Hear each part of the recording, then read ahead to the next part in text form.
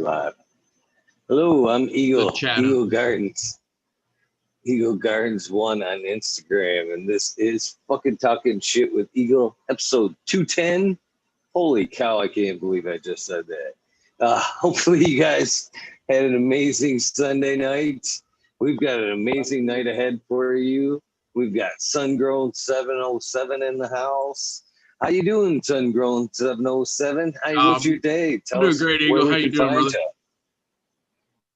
The easiest place to find me is going to be over on Instagram, man, at Sungrown 707.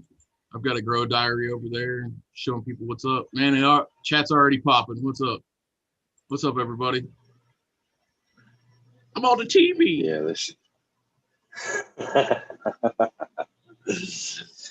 hopefully you got something everybody to smoke on. Oh yeah, I actually pulled down something special for you guys tonight, guys and gals. Oh snap!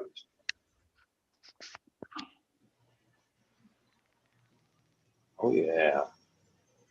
Let's see if it'll get into focus for us here. There we go. How's that look? Looks pretty good. Pretty good. What are we looking at? This is the raspberry parfait. Raspberry parfait. Outdoor, full season. As solid as you could possibly hope for. We'll talk about her later. Just a little tease. Looks good. Dude, man, so blessed this year. Like, I don't even know what to say. Don't even know what to say. How many people we got? 13 people already. Yeah. Thank you, Spirit, Universe, whatever you want to say. That's what you say. Fuck yeah, man. Fuck yeah. Cheers, everybody. Cheers. I'm rolling up some of that J1. I guess I should have showed the bud before I chopped it all up, huh? You bastard. Jack would have probably appreciated that. Thank you, Jack. I appreciate that. Jack said he shouted out the show earlier. Oh, that's awesome, man. I appreciate it, Jack. Hey, everybody. If you don't mind, go ahead and share this. I'm going to be giving away some Happy Endings tea mix tonight, and everybody that's watching is going to get a chance. So, just a little way to give back to the community. Yeah. Pretty cool. I've always enjoyed the name of that product, by the way. Man, I've had a little conversation with Pat on that very subject, and he's a little weird about names. When you get him on the show, you'll see what I'm talking about. He's an awesome cat, though, but it's a little deeper than, I thought it was, happy endings, like the end of your harvest is going to be happy, right? Well, it goes a little farther than that. It's also like your leaves and your roots are happy. And that's the third meaning of the Happy Endings tea. Yeah. The third. I dig it, though, man. Yeah. Well, there's the one that everybody thinks of, right? So, yeah. Yeah, Pat over at Green Bicycles is a really rad dude. Like, he does a live show every Friday night, and there's a lot of competition for that time slot. But if you get a chance, man, you'll learn some good stuff over there. Raptor was on there this week talking about tissue culture stuff, and he's probably going to be back on there, and they're going to do a full workup. What's that? So let's throw it out there. We mentioned it's Friday nights, but we didn't mention the channel and what time. We got to make sure they can find it. Yeah, it's usually at 7 or 8 p.m.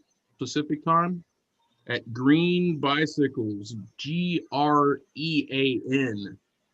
on YouTube. You can also find him on Instagram. And for everybody watching tonight, if you send Pat a message on Instagram, whether you win tonight or not, tell him Sungrown sent you. He'll hook you up with a little discount and some stickers if you want to get some tea. That's always cool. Already got some new names in chat. Hell yeah. Who we got here? Mr. Cub, Blind Cat, Modern. What's up, Modern? Green Star, Miss Nugs, CJ. What's up, everybody? Thank you so much for joining me tonight. Really appreciate it. We have the new ones, Levance Sharp, and we have Mr. Club 14 and Max and Ruby Scroom, or Max Scroom and Ruby, all new to the show. Welcome. Welcome. Still getting rolled up here myself. Oh, man. You'll be happy. What's on that thing like? Man, it's impossible to describe it, actually. It's got 20 terps that show up on the profile in detectable levels. So it literally smells like every sack of dank bud that you've ever had. Like, it's lemons, it's fruit, it's flowers, it's funk, it's skunk, it's spice, it's fuel. It's amazing. The raspberry parfait has been one of those what I would refer to as a bulletproof plant this season too. Like, I hardly had to trim it, hardly had to train it. It didn't attract bugs. It's not leafy. It has great structure. Like, literally every little box that you want to check off on a strain. The Pheno Raspberry Parfait that I got this year checks off every box. Like, I can't think of a box that it doesn't check off. I love it so much that if I make it that far and I'm happy with how my cure turns out, I'm going to enter it into the Emerald Cup this year for the personal bracket and see what happens. That's pretty awesome. I wish you luck, my friend. I wish you luck. I wish me luck too. I'm going to need it. So overall, you'd say it's a pretty good year over there on the West Coast, huh? I mean, I've been more fortunate than some, that's for sure. It's been a rough year, man. Like, bugs have been extra bad this year, and I think it's because of the fires. Like, lots of people lost their crops to caterpillars. I grew all Fems this year, boy. Lots of people lost their crops to caterpillars. I was fortunate that right as they started to come in, I picked up a Dynatrap, which, if you don't know what a Dynatrap is, it's a UV powered bug trap. It's not a bug zapper, it's a bug trap. So it's got like a little fan in it and a UV light, and bugs fly in and get sucked in it and get trapped in the bottom. It works great for caterpillars. Best thing you can do if you have caterpillars in or around your outdoor garden is put Dynatraps up. You won't get caterpillars if you don't get moths on your grow. So.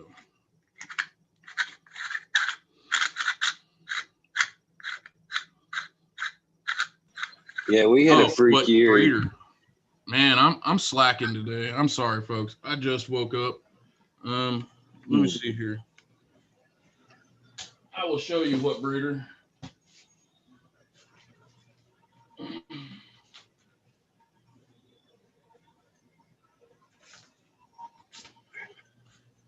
I tend to roll on my little flyer here. I grew all Humboldt Seed Company stuff this year.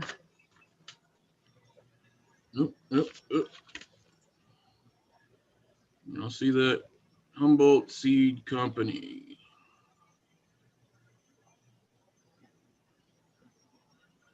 I'll put a link in chat. Yeah, Humboldt Seed Company, not to be confused with Humboldt Seed Organization or any other pretenders or competitors. Humboldt Seed Company is badass.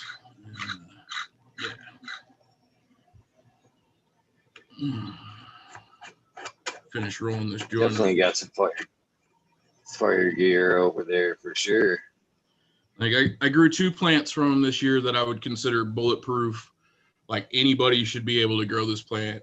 One of them was the raspberry parfait, and the other one is the caramel cream.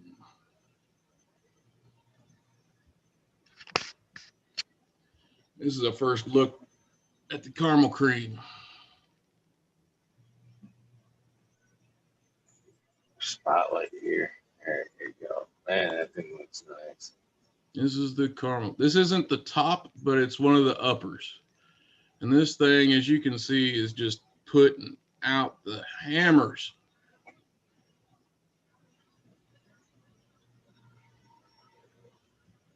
What's up, Stoney?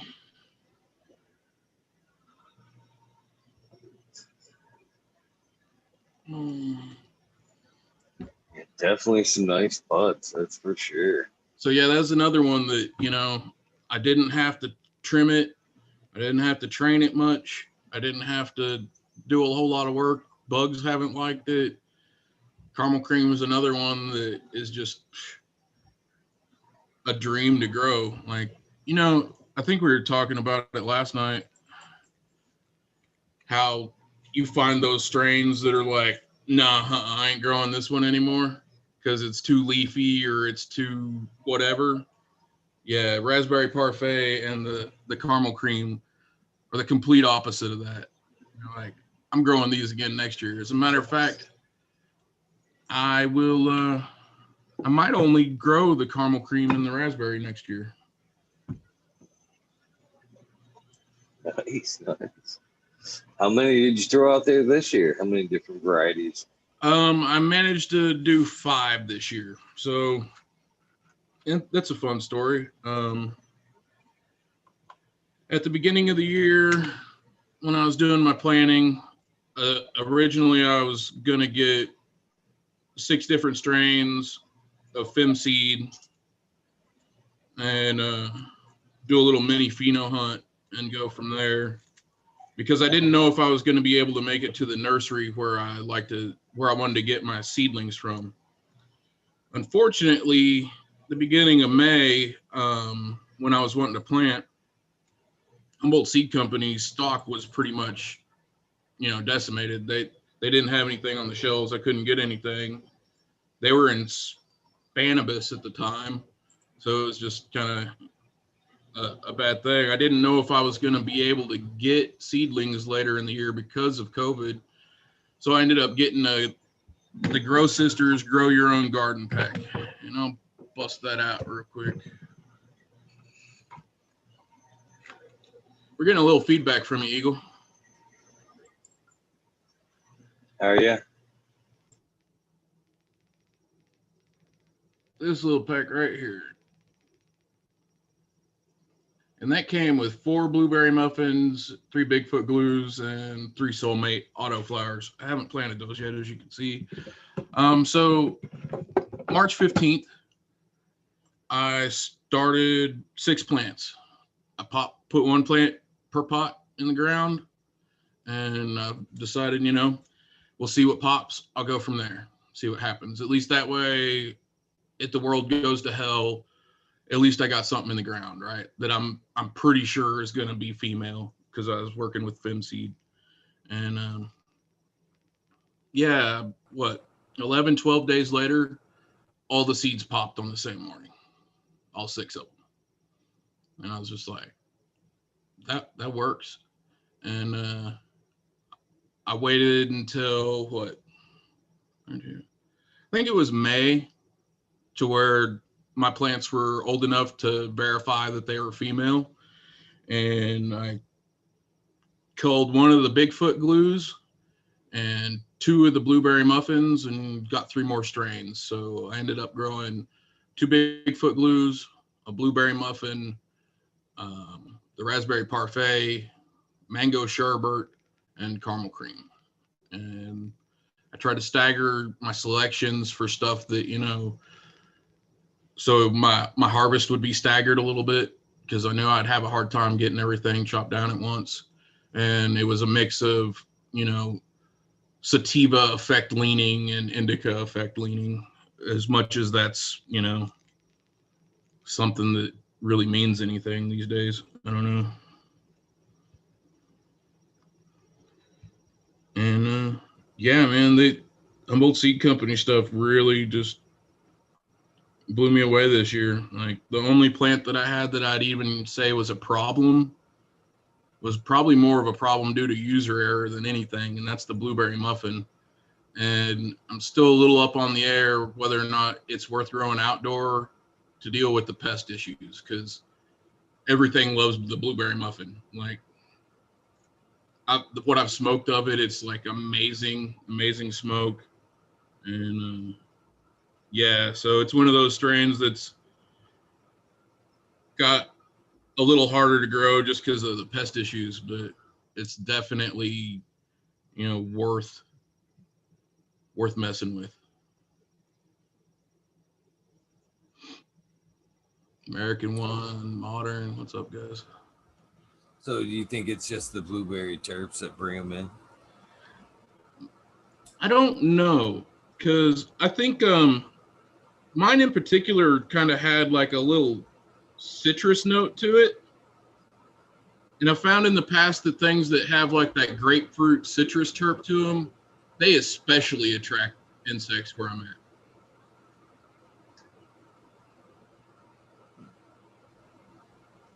Interesting.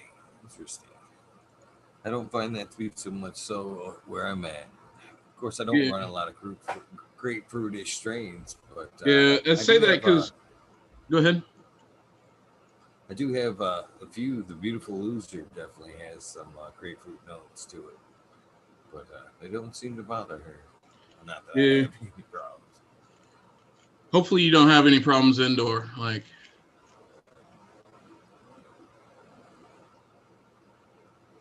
no, I'd stay pretty well on top of things over here. Yeah. I don't have much to do. I'm always in here. Yeah, unfortunately for me, where I live and growing outdoor, like reinfection or whatever is, you know, a constant battle. So where I'm at, I'm surrounded by grasslands, and this time of year, everything's dead and brown. So it's like some matters of oak trees around, and then just, you know, vast areas of dead grass. So my plants are the only green thing around for miles, pretty much. Well, if I would have been outdoors this year, it would have been terrible, though, man. It seemed to rain caterpillars here. Yeah. Rain caterpillars. Yeah, that's what I'm talking about. Like, and it's not just out here. Like, everybody this year seems like the caterpillars are messing them up. Hey, Buddha Boy, HSO is not the same company, brother. Do not settle for imitations.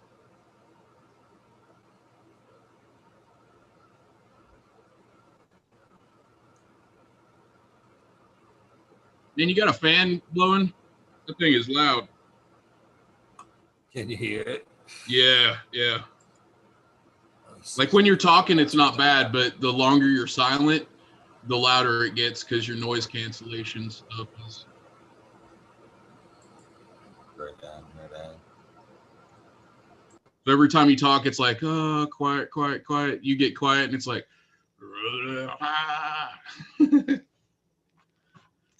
can't hear it now, though. Or you. We want to hear your sexy voice, Eagle. Come on, man. Can't do that to the chat. I do try to mic off quite a bit. It's just then I forget to mic back on. Kind of slow on the draw. Oh, here we go. I think I'm smoking some caramel cream right now. I don't know. I didn't really label my test branches as well as I should. Raptor, thank you for coming, brother. What's up?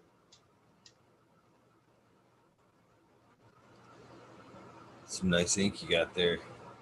Fan of the ink too, eh? Yeah, I used to be a body piercer, man, and it was like a job hazard, right? We get bored and it's get in the chair, we're bored. Okay, I'll do that. Man, it's something that I'm always surprised that's in such a high demand. Every time I'm in the tat shop, well, I guess it's a lot of it is they can't find a good piercer or keep good piercers. I guess seems to be a problem. Man, But yeah, the whole time it's I'm one of there, it's like 5 people wander in. Pierce. I'm like, dude, you're missing out on some cash, man. yeah. You don't have one in the house, but it's a feast or famine business. Like you might make $1,000 one day, and then you don't make a penny for 6 weeks. Whereas tattoos, like it's possible to build up a clientele, and you got regulars that are coming in and getting work done, and it's a more stable income.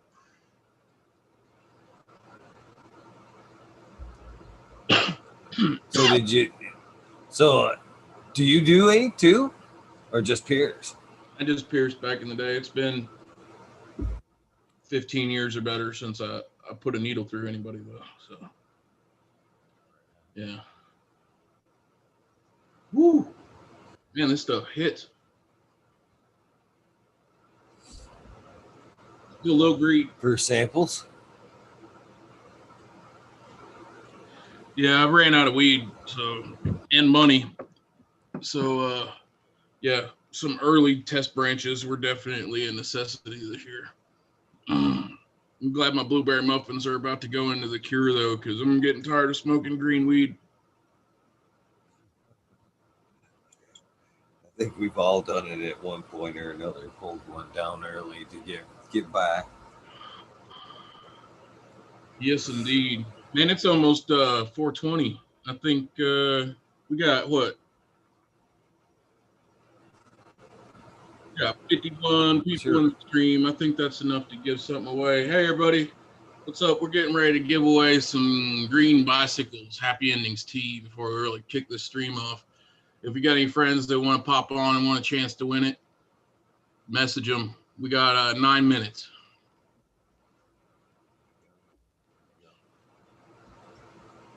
Pretty awesome, man. That is a good dude too. I've never had a chance to formally meet him myself, but Yeah, I've seen him on quite a few videos. And of course, he helped my buddy Sub out there towards the end. So oh yeah. I Well, I talked to mean, him on that shit. I don't know how friendly him and Sub were the whole time, but they definitely knew each other. You know, Sub was always hyping the Happy Endings tea mix, and yeah, Pat had helped him put together the charge pack, which I'd love to see the charge pack come out. So just so everybody can see what we're giving away here, you'll be getting 2 of these each. The Ocean Bounty, which is your pre-amendment, so basically your super soil charge, and then the Happy Endings tea mix.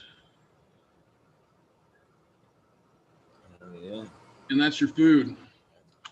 I recommend you feed this once a week, and you follow the directions on how strong to put it in your pots at the beginning of the season on the other one. And I gotta say, I didn't use a whole lot of stuff on my garden this year. And I give at least a good amount of my successes recognition to green bicycles. Cheers, Pat, if you're watching this. Hopefully he is. He is. Yeah, you might have to do a little earlier stream to get him on, though, if you want him to talk more than an hour or so.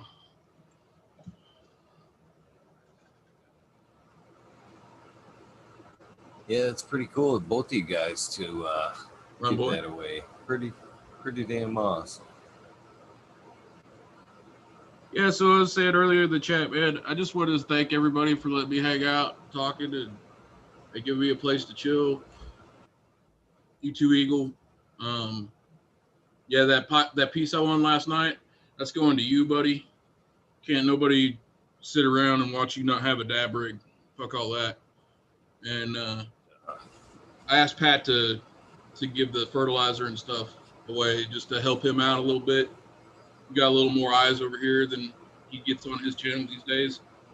And a way to say thank you to everybody. And it's just going to be a random number in the chat. We got 6 more minutes. How many people can we get? Right on, right on. Yeah, that's a hookup. Thank you very much. And Thank you're you very welcome, much. dude. All I ask is, if you guys are interested in organic farming at all and you don't know where to start, head over to Green Bicycles and check them out. It's pretty much everything that you would normally want to put into a soil mix for organic grow in one pack. It's not quite the super soil mix, but it's easy to add 1 or 2 things than to mix everything together on your own, because unless you're doing a big grow, even a small batch of super soil is going to make a large volume. Like it's an investment. Like, so if you can do something that's almost the same as that for, a fraction of the upfront investment, I say that's the way to go. I kind of appreciate the no cook time there. If it's something that I could just sprinkle in my pots and take off, man, that's where I always fell short with the super soils, wanting to have that room to let it cook and then try to stay ahead. That's why I quit using it to be ahead. I took on 2 patients at once. I got into the hot soil. I was like, fuck this shit. You know what I mean? Back to cocoa. Bring in the cocoa, damn it. I'm too hot for this shit. And I've been in the cocoa ever since, and because I just knew I was 2 months behind. At that point, you're 2 months behind. So Pat said that he actually grew a plant directly in Ocean Bounty. Like 100% Ocean Bounty. It didn't burn the plant.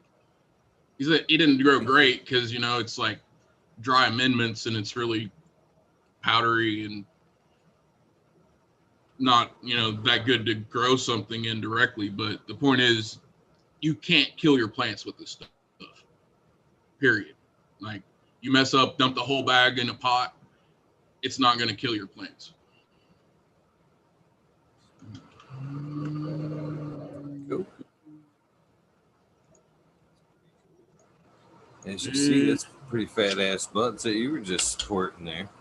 Indeed.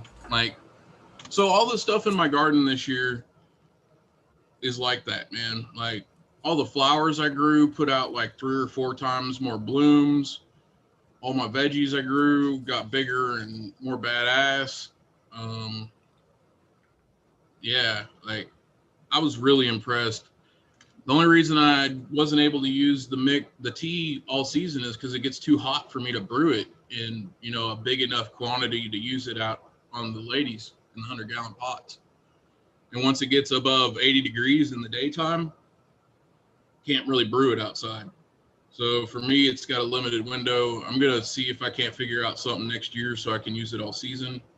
I will, however, I'm planning on doing an indoor grow this year in the off season to kind of keep me busy and give me something to do, because I always get depressed when I don't have any plants growing, it seems like. Could you brew indoors or in ground outdoors?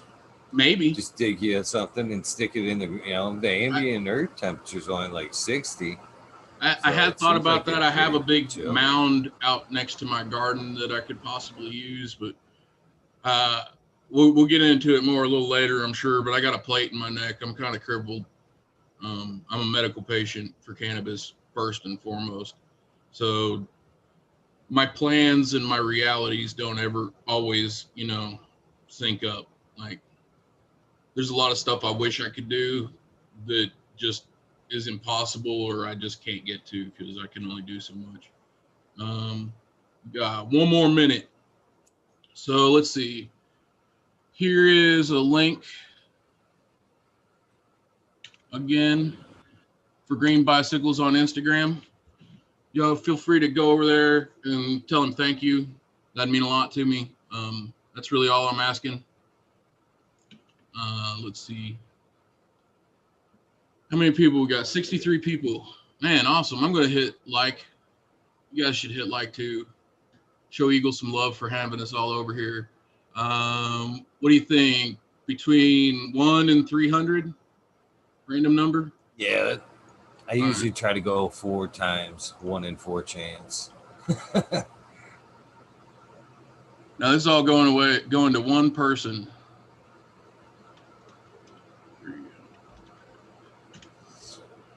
The American one is that Patrick's channel, Green Bicycles. Yeah, that's Patrick's channel, right?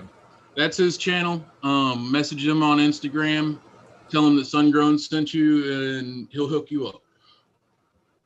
I don't have more details than that, but he will definitely hook you up. Right. So I got the number picked. It's going to be a random number between 100 and 300. When Eagle says go, you only get one guess. Closest person gets it, and we will be going off of your first guess. So if don't do it yet, wait until Eagle says go. How long you want to give it? 4 minutes and 20 seconds? Sure. All right. Go. So start it whenever. There we go. We got to go. 4 minutes and 20 seconds, folks. One guess between 100 and 300. Closest person will win. Good luck, everybody. If somebody's already taken your number, we'll go off. You can put another one in. Please try and get your friends in. Give them a chance to win. That's cool, Run Boy.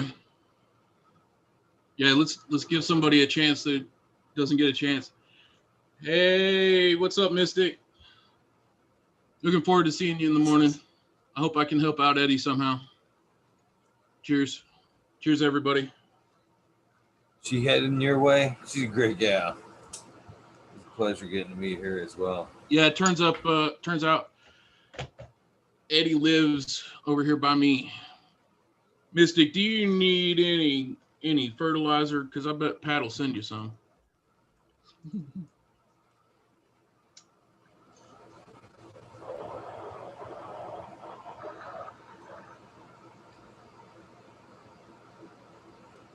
Hold on, let me get over here on my Discord server and tell them guys what's up.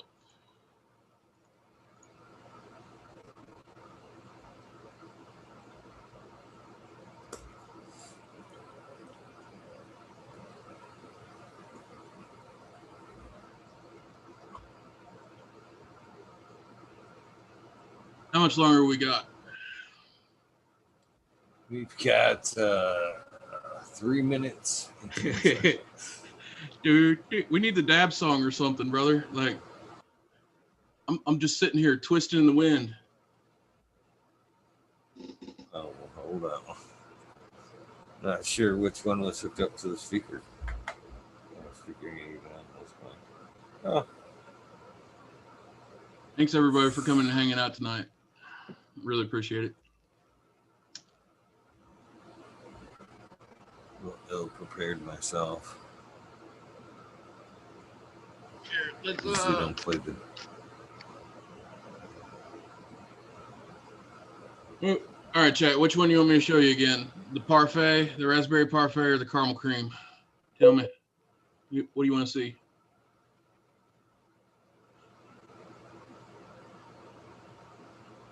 I'm thinking raspberry. You want to see the raspberry again? Huh? I don't blame you. She is something else.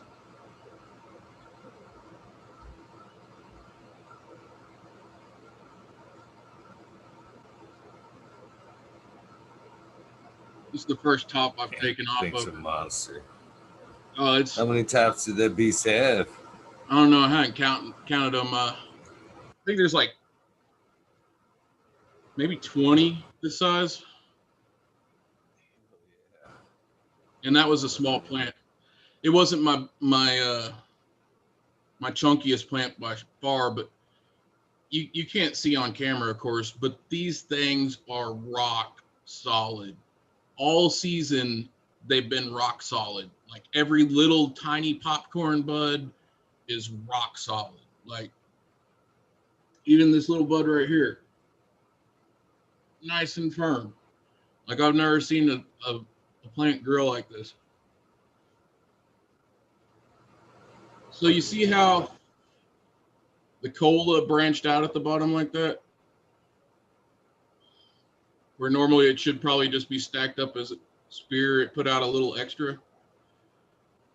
I don't know if it was a mess up or not, but I sprayed labs on it in week 2 of flower. And spraying labs on your flowering cannabis makes it hit another stride of vegetative growth. And it actually kind of acts like, it causes the plant to react like you topped it. So it pushes out all the side nodes. You can see this one, same thing. Where it should have just been a spear from like right here up. It pushed everything out, which I don't know. On the raspberry that works. On this one, it caused a little bit of crowding. On some other stuff, it caused some crowding. Stop. All right. Let's see here. Yep, time is up. All right. So the random number was 139. Neo FCBV. Is that the first one that said 139? That's the last one. Right after I hit stop, unless. Right before you hit it, right? Yeah. Just made the cutoff at the fucking winning number. How about that? Let's see. Let's see if anybody said it before. I'm looking.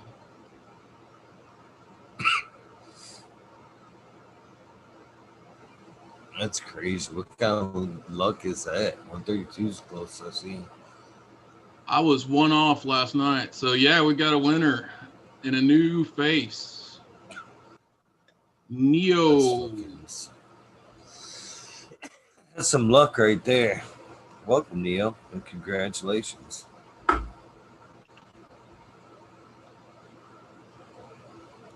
Heck yeah. I'm gonna single.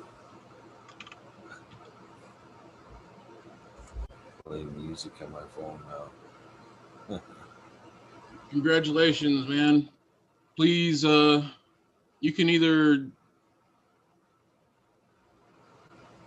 all you'll need to do is go over to Instagram and send Pat at Green Bicycles a direct message and tell him that you're the one that won. And I will confirm that with him, and you can get with him on how to collect your prize, sir. Pretty awesome. Congrats, brother. Or sister. I don't know. Man, that's the way to come on to a show right there. Yeah. That's what's up. Better hang out, goddammit. Right. Don't just win in for 2 seconds and jump. Bounce. What about peace? That's funny. Cheers, y'all. I'm out. That's awesome, man. That's really cool. Yeah, super congratulations, man. Snuck in from the Matrix just to win some free nudes.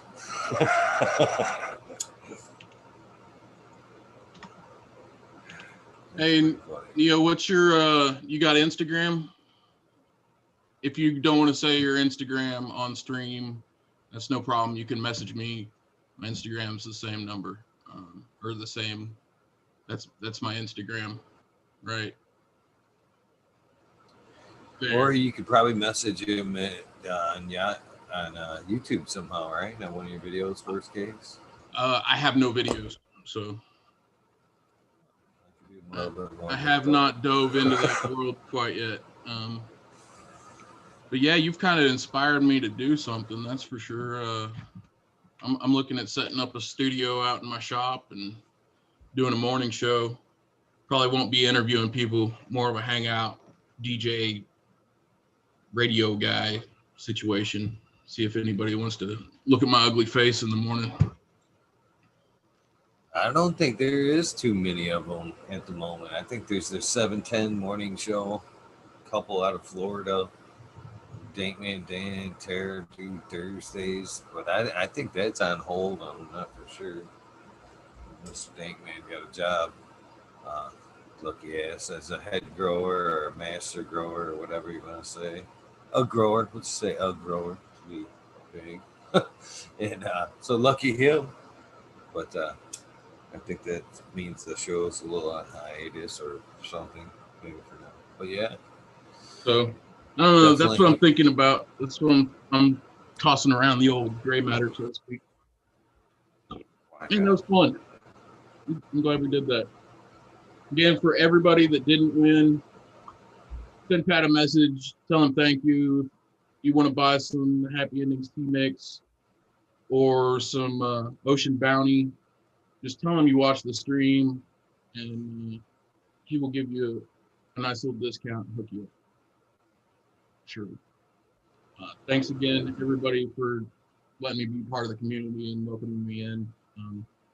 It's been really, really awesome having you all here on Ripper Watch with me every night. I can't even say. Thank you for having us along with Ripper Watch with you. It's an honor to sit with you. Thank you. Thank you. Hey, Cascadian, you just missed out. Sorry, brother. If you need the hookup, I don't think you do, though. So it's all good. Welcome, Cascadia. So when did your journey begin? We might as well start with that. So here's the part that will make me look like a noob. This is my third season growing. Well, when did you start smoking? You don't have to be. Start. Here, I'll do the math real quick. Hold on.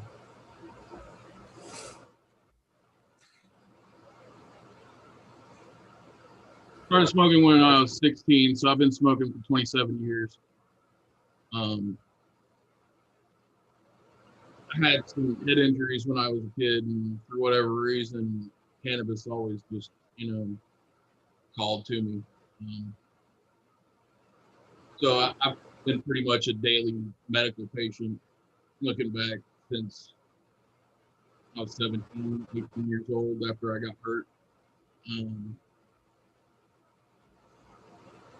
Yeah, so I've been smoking for a really long time. 3 years ago, well, 3 seasons ago at this point, I guess, not technically 3 years, a buddy that I met showed up on my doorstep with like 6 or 7 clones in little 4-inch pots. I mean, they were sprouts basically, and he was like, "Here, grow these, dude." And I was like, "Cool." I mean, I'm in California. I got fuck else to do. I was recovering from a surgery I had. And that first year, like we got evacuated during the fires. I thought I'd lost my plants during that because I didn't get to water them for, what was it? 8, 9 days, something like that. No water during the middle of summer. I guess because all the smoke or whatever, it was a little bit cooler. And they survived. And I ended up pulling off 3 plants that year that were, 7 foot tall. They weren't super huge plants or anything, but I got a really good harvest off of it, and I killed it, man. And I used, what did I use that year? Seagrow 1616. That's what I fed my plants like. So, salt's not that far away from Miracle Grow, to be honest. But yeah, I was like, everybody was like, "Man, this is your first year growing? What the fuck? You killed it, dude. Congratulations." And you were talking about high times last night. I've been reading high times and shit since I was 16. That was my shit. Yeah, dude.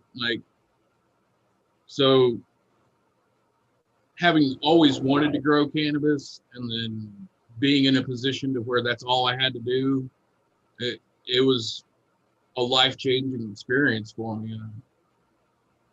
shit, 4 years ago, I have 1 foot in a wheelchair, basically. My spinal cord had tissue pushing in on it. It was restricted 50%. Like my hands and my legs and my arms were getting weak. I'd go like that. My neck would crack so loud it sounded like a 22 shooting off. Like literally it would echo in the room, and it felt like lightning bolts to my hands and feet. So after going to the doctor a few times, they finally sent me to, somebody who knew something about it, and they were immediately like, you need surgery. So it goes from, I go to the doctor the first time. He's like, oh, your neck hurts. That's a bummer. Let's take an x-ray. You got a little arthritis in your neck. No big deal. Take some ibuprofen. Bye-bye. I go back again. This is over a course of a couple months. Keep in mind, I had let it get to, I was at the end of my rope with it. Like I had given up. I'm from the Ozarks, so let's just say I'm a hillbilly. And as you may know, if you've dealt with many hillbillies, we don't like going to the doctor a whole lot. And for us to go to the doctor, it's got to be pretty much life or death. So found myself at the doctor. They told me, yeah, you got some arthritis. I go back. They're like, yeah, there's a little bit of degeneration in your neck. You might have some pinched nerves. I go back again. They're like, oh, yeah, you need surgery right away. You're going to be in a wheelchair and paralyzed from the neck down if you don't get surgery. Fortunately, my wife had really good insurance at the time, and it cost me $250. Like, let that sink in for a second.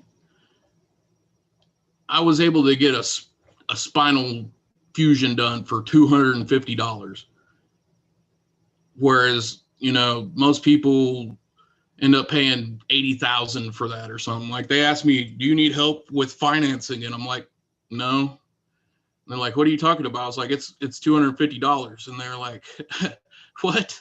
And then they look at their stuff and they're like, oh. And they'd get a confused look on their face and they'd leave. And I just think it's ridiculous that they were able to give me that surgery for $250 and everybody else, they're going to charge, some ridiculous amount because they don't have insurance. So that was nothing short of a blessing in my book, brother. Oh, it was a huge blessing, I mean, I'm not trying to look a gift horse in the mouth, but it was like the right thing at the right time. After that surgery, we moved up here to Northern California, where I live currently in the lost corner of the Emerald Triangle. Subcool used to call Lake County home. And it's a special place for growing outside. It's a microclimate all its own, and it comes with its own challenges, and it reaps its own rewards. And, so growing cannabis has been my physical therapy. After my surgery, they messed some stuff up, and I couldn't hardly do anything. Like I felt like I had an ice pick stuck in my back, and I'd lift my arms up, this high, and it would get worse. And over these last 3 years of growing cannabis, the more I give to the plant, the more I've devoted myself and my time to it, the more it's given me back. And I'm not 100% by any means, but I'm so far past where I thought I would be ever again that it's just, yeah, I can't really put it into words. Oh, man. It's a hell of a story so far, brother. Man, been through a lot. I mean, that's what we came here for, right?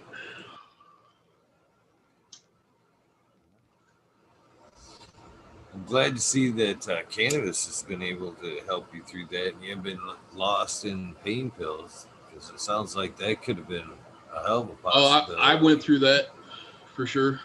Like, it wasn't my first rodeo by any means, but yeah, I was taking, 160 to 200 milligrams of oxy a day for 6 months. At the end of it, it's pretty much just maintenance, because I realized I was starting to get sick. And as soon as I realized that, I guess the hospital realized it too, because they cut my insurance off like that, cut my web access off, and just left me. If it had been my first time going through withdrawals and being physically dependent on something, I don't know that I would have had the same outcome that I did. But I was fortunate to realize, hey, this is what's going on. I weaned myself off. It probably took me about a month. I smoked a lot of weed, and I still got sick for like a week or two. It wasn't fun, but it's been 3 years, right about, since I kicked it. It was Halloween 3 years ago. So, Congratulations, man. Cheers, everybody. Cheers to you. Cheers to you, bro. Fuck those pills, man. Like, there's not a whole lot worse in the world than feeling like something controls you like that.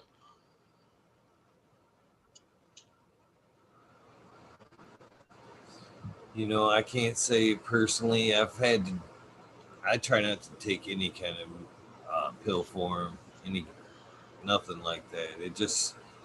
I don't talk about this a lot, but I've lost a lot of family due to pill addiction.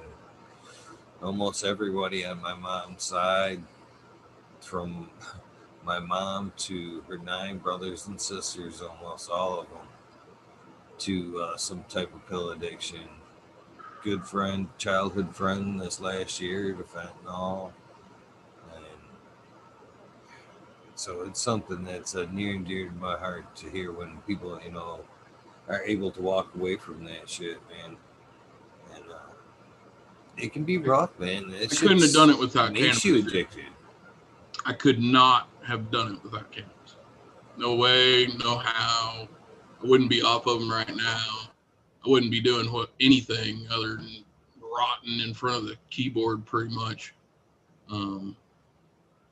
Yeah, man, like being out in the garden and spending time in the sun and has inspired me to try to live better. And I've officially lost over 30 pounds in the last 4 months.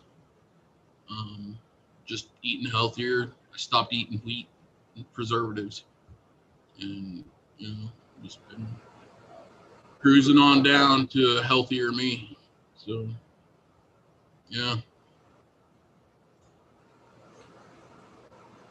Fred, I bet you've noticed quite a bit of health changes just in pulling the preservatives and shit out of your diet, man.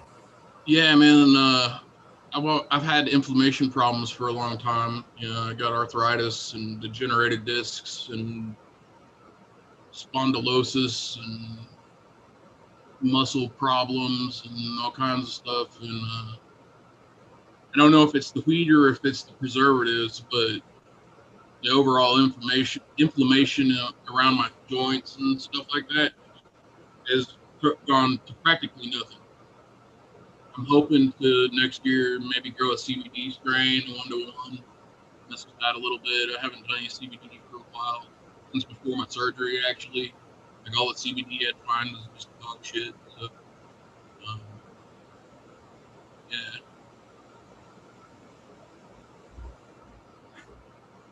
I'm not volume down.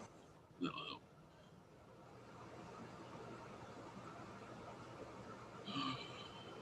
What's up, everybody?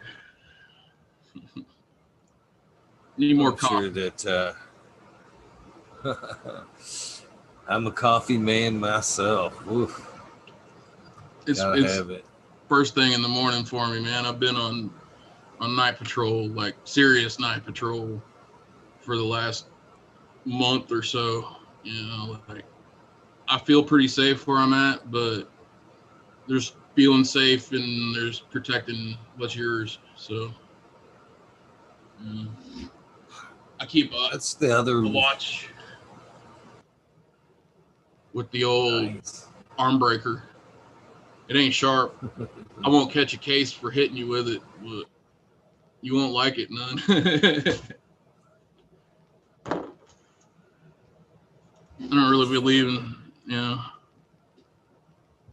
but it's sad that it shit's still a thing these days, man. Fucking anybody can grow the damn thing with a little bit of knowledge, you know what I mean? And yet almost everybody has the right to almost anymore.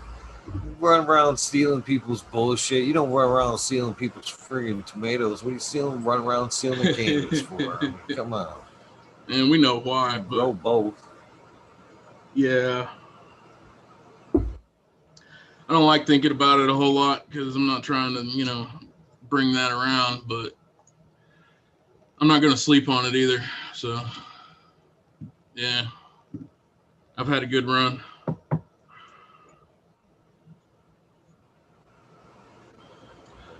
So, yeah, if you want to play a dab song or something, I need a couple minutes to get another cup of coffee in me. Sure. I'll give him the dab song. It doesn't take much to talk him into that. Here you guys go. By request of the guest, the dab song. What up, Yoda Groves? What up, Yoda Groves? That's this guy, 79 Burton. Looking forward to my episode with you tomorrow, my friend. Because I love it. DOA, Grown Meds. Buddha Boy, Major in the house. What's up, man? Stony Creek, Cascadian Grove. It was a pleasure getting to meet him too. What's up, Cascadian? Swag Seed. So many great people in the chat. Miranda Family Farm. It's been a minute. I'm glad to see you, brother. That's pretty cool there. Raptor Grows, American one. Always honored to see that name in my chats. In my chats, and when he's gracious enough to pop in, it's always super cool. Mystic Marks. Oh, yeah. Miss D's Nugs. Oh, Miss D's. Modern Genetics.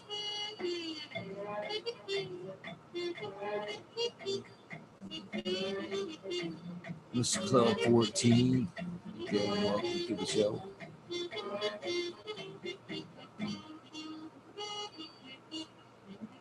Really need to be dabbing along with you. I don't even know what I'm wasting time for, because I could use one. Justin Bean. That's a new one. What's up?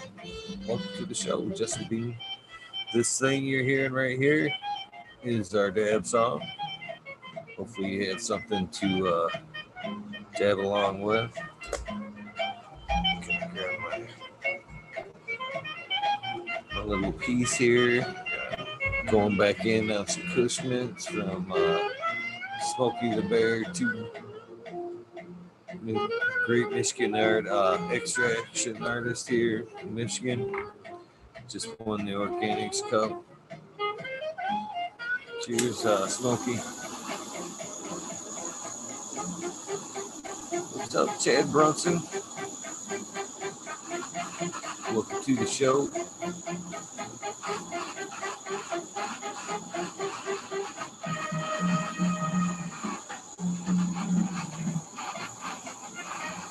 And the horns end up growing on me. I didn't know if I'd like them at first, but I do. What's up, Automation was Freedom?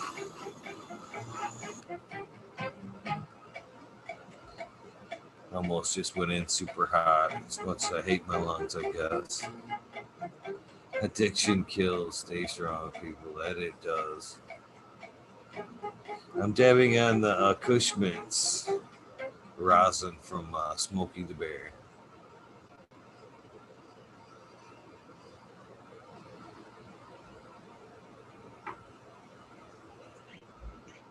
Tasty.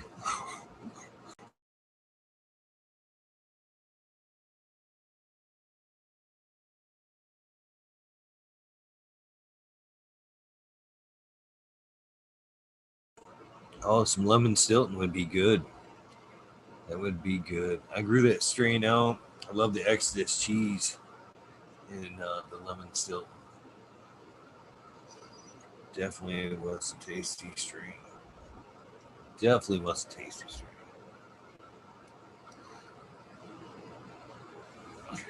I'm Stone. Thank the powers that be.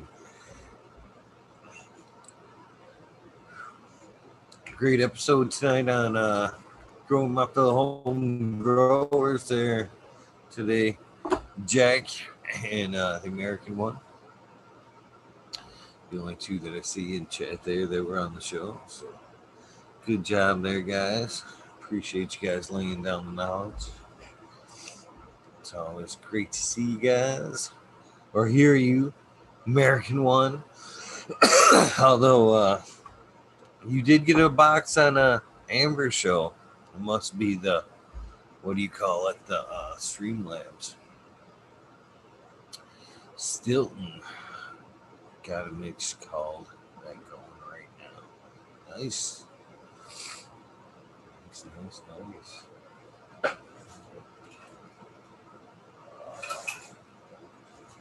Good cough drop. He's back. I'm back. I'm back. Back, everybody.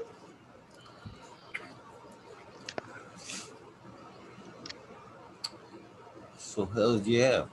So what did you grow up smoking on? I mean, we've established brickweed, the whys and bullshit. The wins, all bricks. not even bullshit. It's funny. I can't remember. Damn it, I have a stoner memory.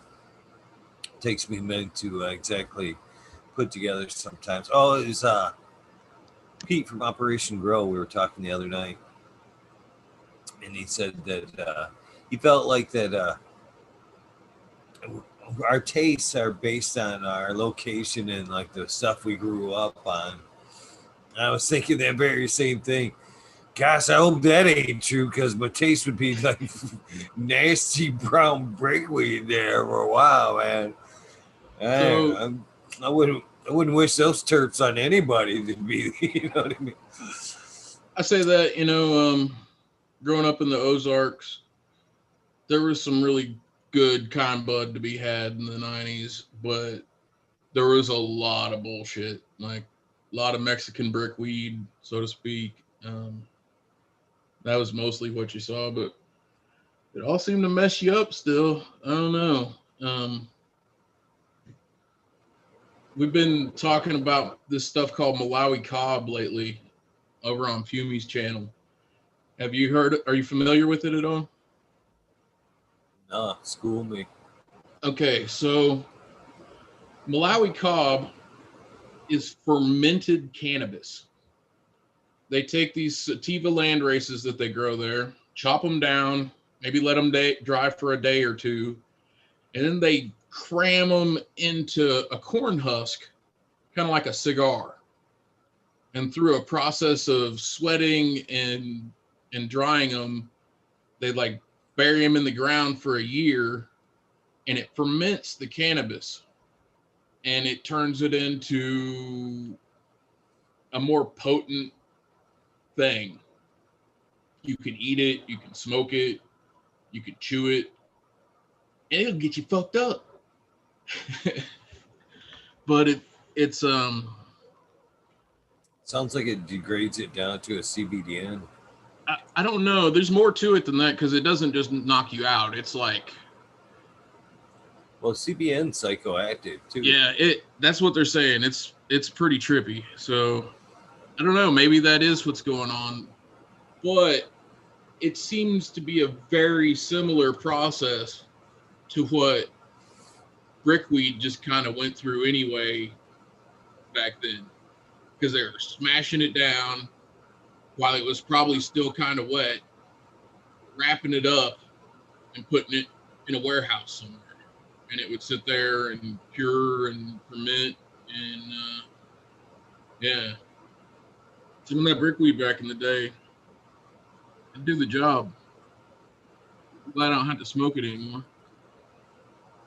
Right. I have actually remember fucking fluff and breaks up. You do the steam trick. Yeah. Fluff and breaks up, and so you could make them look a little sweeter before you shut them out. Yeah, nobody wanted to buy brickweed, but for a little patience, you could fluff that brick up and send it out, and look not that bad. Not that bad. If you knew what the hell you were doing. Those were the days, man. I just wanted to say that's cool that you're going to be up here for a few days, Mystic.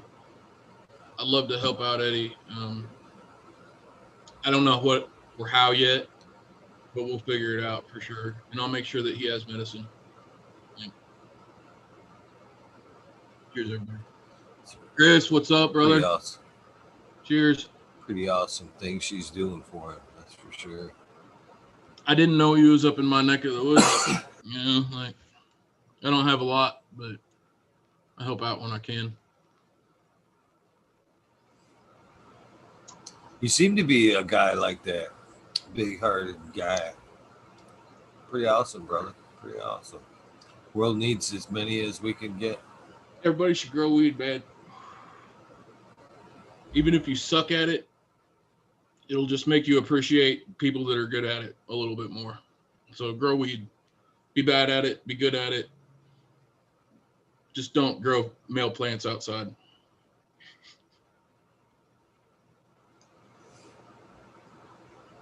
Right.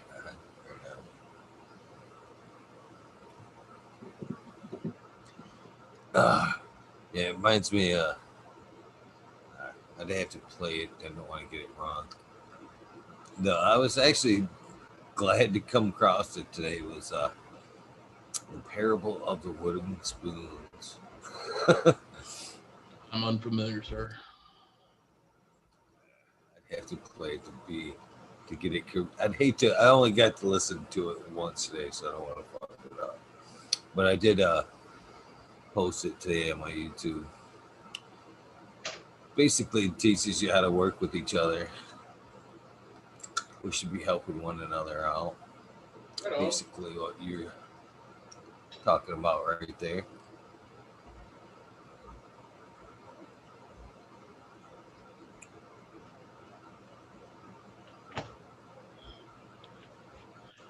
So, have you been outdoors? You're pumpkin.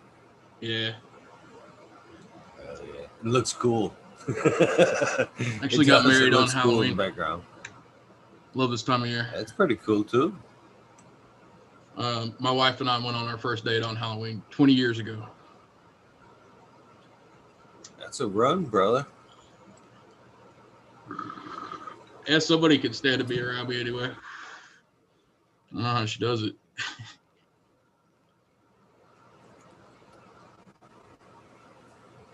It doesn't seem to be that hard. You seem to be a pretty great guy on this end. Oh, so let's take a look at this caramel cream.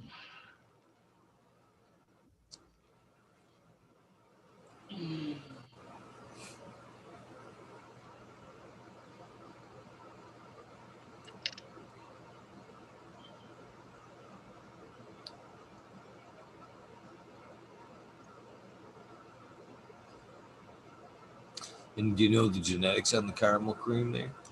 I can definitely tell you Ghost of Von Humboldt, which is a Ghost OG, I believe. And I'll have to look it up to see what the other stuff is. I can't remember quite off the top of my head. But this thing right now, it literally smells like flowers. Like very floral. My tester branch that I took, it turned more vanilla and fuel. So imagine once it dries, it's how close can we get up? Yeah, it's pretty nice sized bud. At least the length of your hand and nearly as wide.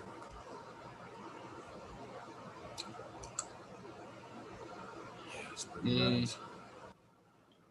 So yeah, that's much more. You'd be making you some hash. You'd be making you some char there. It might look like I was squeezing, but even that little bit got my hand a little sticky. Yeah, that's like, it's one of those bulletproof strains, like I was saying earlier. It took a while for it to get established here because I got it from a nursery up in Humboldt, where it was probably, you know, the best conditions that you could possibly hope for to grow cannabis.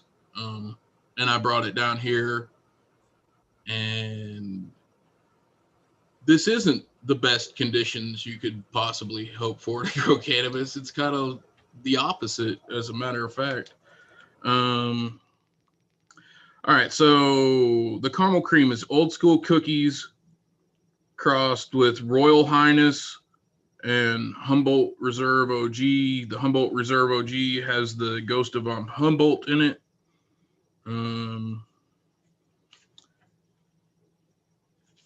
I think the Royal Highness is a Long Valley Royal Kush strain. And yeah, we know what cookies are. So it's got some amazing genetics in it. And I talked to Nat, a week ago or something like that. He was on Patch Stream. And they're talking about how, you know, they do 10,000 seed pheno hunts and stuff for the new gear that they're bringing out. And their new stuff is really, really stellar. Like, the older stuff I grew is great, but the new stuff is, you know, they've really stepped up the game, at least on the raspberry parfait and the caramel cream. Those are the newest ones that I've grown from. Mango sherbet was another. They all performed really well. The mango sherbet plant was kind of shorter, but it was by far the widest plant that I had. It was a good, you know, 8-10 foot across, but it was maybe 7 foot tall. Yeah. Oh, here we go. That's a nice plant. That's a nice plant. Here's the taproot from the blueberry muffin.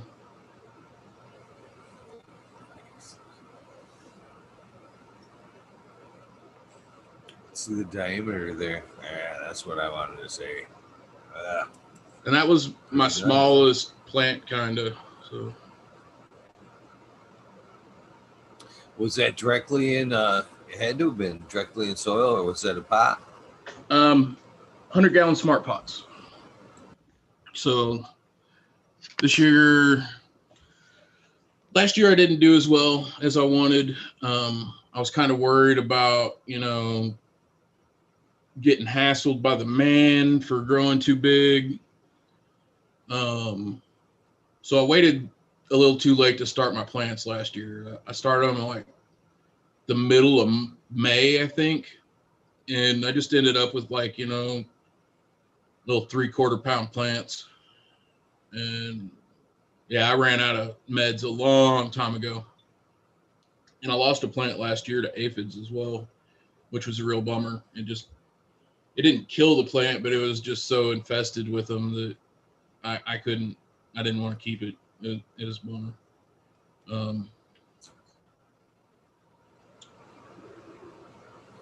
But this year it was like, I'd found out that I was good. You know, I did the stuff that the code enforcement people wanted me to. So I was like, man, fuck it. I'm going to go big or go home. Right. So 100-gallon smart pots. I didn't get big roots this year, which if I'm able to do a fresh start next year, I will probably.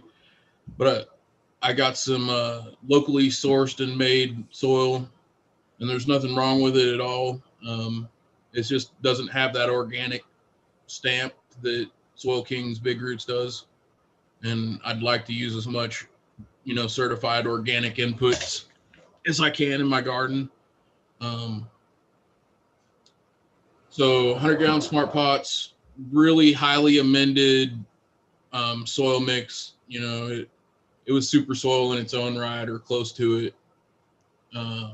Lava stone, pumice, all kinds of stuff. I don't know. I'm not going to get into everything that was in it. I did a cover crop of clover, hairy vetch, and peas, and some white oats. the white oats attracted some form of bug to them, scale bugs or aphids or something. So I ended up chopping all that stuff down and then replanting with just clover. I used the Happy Endings tea all season until it got too hot, but it really performed amazing during veg, and I imagine kept the beds biologically happy all through flower. I used a little bit of Mr. B's Green Trees, which is, a very similar product. It's organic, dry amendments, kelp, crab meal, neem cake, all the stuff that you want to see going into your plants, living soil style or whatever. And I'd mix that stuff with earthworm castings 5-to-1. So I'd take 5 scoops, however much of the amendment that I was supposed to put on my pots. In my case, it was a cup. So I'd take a cup of dry amendments and 5 cups of earthworm castings and mix that all up and dress my plants with that. And the only other thing I did was spray with bioharmonic tonic, which is a lab lactic acid bacteria serum. It's several strains of lactic acid, lactobacillus bacteria, and something from the Amazon. I'm not really sure about the other stuff that they do with it. They have some stuff with crystals and sound waves and whatnot. But when I started foliar spraying that stuff during veg is when my plants really exploded. So everything else gave it what it needed to be able to pull off that growth, and something about spraying labs during veg is just super steroids for your plants. So if you want big giant plants, spray them with a good lactic acid bacteria strain. I don't know where I was going with that. Do you make your own? No. Not because I think there's anything wrong with that or I'm unwilling to. It's just I'm not set up for it currently, and I wasn't at the time, nor did I even know that was a thing. I discovered Korean natural farming, KNF, halfway through the season, and was like, oh, this stuff that I was doing trying to, build a living soil system, it kind of parallels KNF a lot of ways. I just replicated it with store-bought stuff instead of, making it on my own and using wild collected microorganisms and what have you, which my dream, is to have my own little farm that's actually mine, and I can build up and do a whole natural farm, pigs, sheep, chickens, whatever, vegetables, all that sort of thing. Yeah, we'll see if that happens. Hopefully it does, man. That's the dream. That is the dream. That is the dream. Like, self-sustain and be able to do it all yourself there. I mean, I had Rascal Farmers on there. A few, dang, it might have been 100 back now. But he was talking about, basically he lives the same life, you know what I mean? Out on his own, and he just composting his, all of his, feed from his chickens and all of his animals together. Now he's incorporating that in his outdoor beds and shit, his compost from all the manures and bedding and shit. And I've seen that from a lot of growers that, who else was it? Farm Days out there in California, a couple winters. Same thing, living the dream out there on a plot of land, living on a self-sustaining plot of land. Everything's kind of working on its, you know what I mean? Heck it's yeah, all man. one big circle there. I've been learning about aquaponics, that's something that I'd like to be able to incorporate into things. I used to keep fish, saltwater reef tanks, all kinds of stuff like that. So yeah, that'd be something really handy to bring into the mix as well, because you grow the right fish, and the fish themselves bring in a nice harvest. You know, like even if you don't want to eat it, you grow the right fish. Like if you grow trout or something like that, they sell for a decent amount of money. Yeah.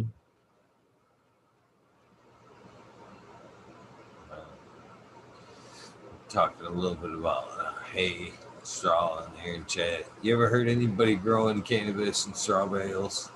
Man, I've seen some pictures on Instagram this year where they basically build a raised bed out of, a row of straw bales and put whatever soil on top and grow in that. And they just grow monsters. Like that's the only thing that's one of the main things I think that kept mine smaller was, the 100-gallon pots. Like they got bigger than I really wanted them to be honest. I can't reach the tops of them. Like standing on a chair, I can't reach the tops of my tall plants. So I haven't been able to really keep an eye on them as much as I'd like to, but they're doing good. This was about as tall of a top as I could reach on the caramel cream. So the actual tops still have a little bit to go, I think. But yeah, I'm still getting fired up, people. Bear with me. The straw bales are really, they're pretty awesome. If you have soil that you're confident in growing in, I don't think you'll regret it at all. I used to know, I said, Buddha Boy just saying the same thing. I used to know a cat that you grow directly in the straw bale, no soil, Yeah. in the straw bale. Just big old fucking plants. That fucking always blew me away that was it, man. He was just straight in straw, no dirt, no nothing, just feed. When he had his own little concoction, he'd never even fucking tell me what the hell he was feeding them back then. Yeah, I don't get that, man. Like, I'm not a fan of the figure something out and keep it to yourself mentality. Like, if I think I've got something that's working, I'm going to tell everybody else so they can see if it works too. And yeah, like I like being able to go to the store and buy cannabis. Like that's a convenience. But I think everybody should, like I said earlier, I think everybody should try to grow anyway. And nobody should have to buy weed. Like anybody that needs it for medicine, they shouldn't have to spend thousands of dollars a month to smoke like they need to, or eat edibles like they need to, or whatever. Like, yeah. I agree. You've got to know somebody that's got an extra light or some plants or some seeds or something. It's too easy to get started. Of course, I'm sure everybody that's listening to us speaking has something growing, and we're preaching to the choir. I hope so. Hope everybody out there is growing. Right on. Hope everybody out there is encouraging somebody to grow. Moreover. Yeah, man. That day that my buddies showed up on my porch and dumped those little seedlings off on me, like he didn't know it, but he changed my life that day. Like for real. And it wasn't because I didn't want to grow or I wasn't thinking about it, but actually doing it and thinking about it are often two different things, especially, when you're pretty down and out, so to speak. So, yeah. If you know somebody that needs some plants, hook them up. Right on. Do you grow indoors at all? I have not. I was touched on it earlier a little bit, I guess. I'm planning on setting up a 5x5 tent out in my shop. I'm I'm looking at the logistics of what it'll take to get some insulation out there and be able to control the environment a little bit. Because while it doesn't get super cold here in the winter, it does, get down around freezing quite often. So it's like, I got to do something to keep the plants at a stable condition. And thank you, Stoney. 5x5 raised bed. Probably going to get one of the built-in trellis pots from Grassroots. I don't know if you're familiar with them. They're based out of Sacramento. They make some really nice cloth pots, raised beds that have a frame in them. Get a 4x4 bed. I'm planning on documenting everything on my Instagram to kind of keep that going over the wintertime. I'll be amending it with the Ocean Bounty, grown with big root soil, and feeding Happy Endings tea all season, or the whole grow for it. I haven't quite decided what I'm going to do to start out with as far as what my starter strain will be. I might just run, a blueberry muffin in those 2 autos and see what happens. I don't know. We'll see about that. But my main goal in it is to do a little breeding project. Show you all. This is my treasure trove. Nice. Let's see, is this I always it? like looking through there. Yeah, I can show you guys what I got in my seed bank. It always does feel like treasures too. It's funny you say it like that. What you got there? Doc Holidays, that's fire. Is that what it is? Hell yeah. I couldn't even see it. I just could barely read it. Yeah, I don't know if you guys can see that very well, but it is Huckleberry Cookies crossed with Hellfire OG. And I got 2 packs of this. I popped one of them last year. I ended up growing out 2 of them. And it was one of my favorite all-time strains ever. Like, ever. It's had the blueberry terps, but it wasn't like a regular blueberry. It was literally like blueberry candy, like fake blueberry candy. Almost like obnoxiously so. And just, it was one of those, smoke it all day, every day, never get tired of it. Yeah, everybody I showed it to was like, oh, that stuff's amazing. What the fuck is that? And they're like, oh, I can't get it. Shit.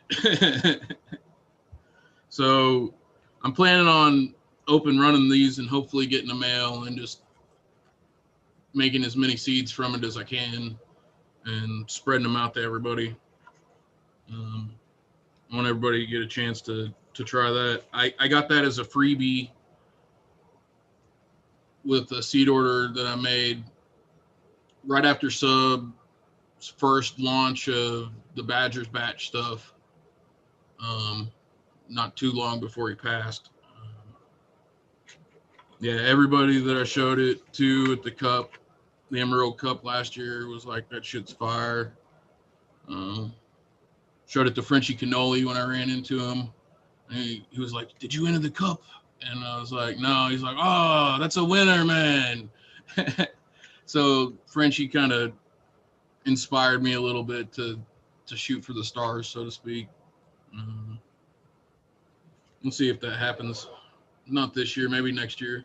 So we got a Badgers Dank. Yeah, it was Badgers Dank to start off with. It's Badgers Batch now. And this is the Strawberry Daiquiri. Strawberry Cough Time Jack the Ripper. Again, I decided, once Sub passed, I decided, that I want to save this stuff until I can actually work with it and do something with it.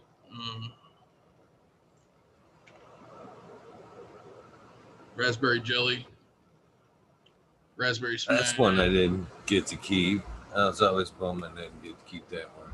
Raspberry smash F2. Yeah. Should be pretty dope.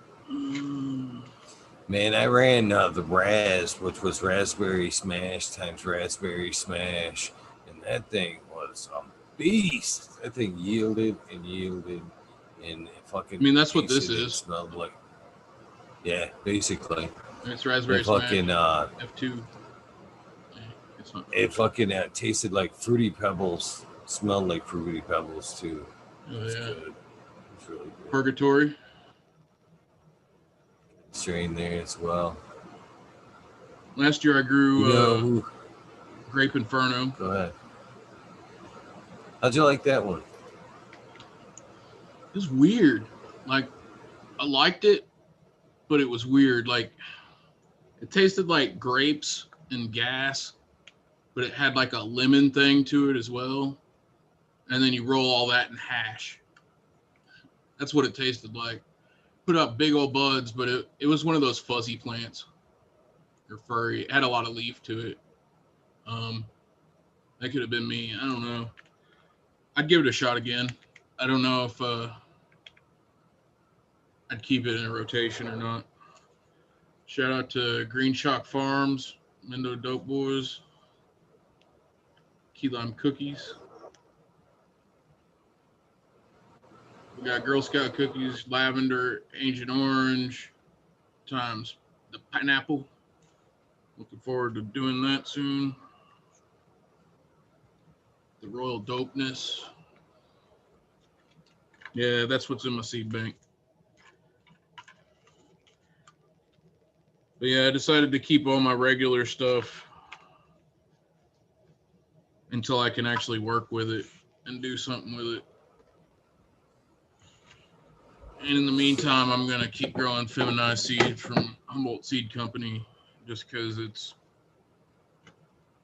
way more convenient and their strains are killer. So, yeah. Yeah, you know, you remember Amelia? Sound like you pretty well weed nerd there. Do you remember? Were you a weed nerd? Not so much, man. Like, I found Subcool in the middle of last year, I think. Like, I found out about him. Like, let's see. Started listening to Mendo Dope. Learned who Subcool was. Found out about Happy Endings. Started going down the rabbit hole of, what is super soil. And yeah, I kind of watched a couple of the Weed Nerd episodes, but I wasn't ever online or around when they'd pop up, so it wasn't something that I was lucky enough to experience. But it was cool. I posted a picture of one of the big buds I got off of the Grape Inferno last year, and so gave it the thumbs up. I was like, yeah, sub like my picture. Fanboyed out a little bit. He had that way about him. Him, man. I mean, he's missed by a lot of people. I know my garden wouldn't look like it does right now if it wasn't for So Cool. Even though I didn't grow any of his stuff this year, if it wasn't for him and Mendo Dope Boys and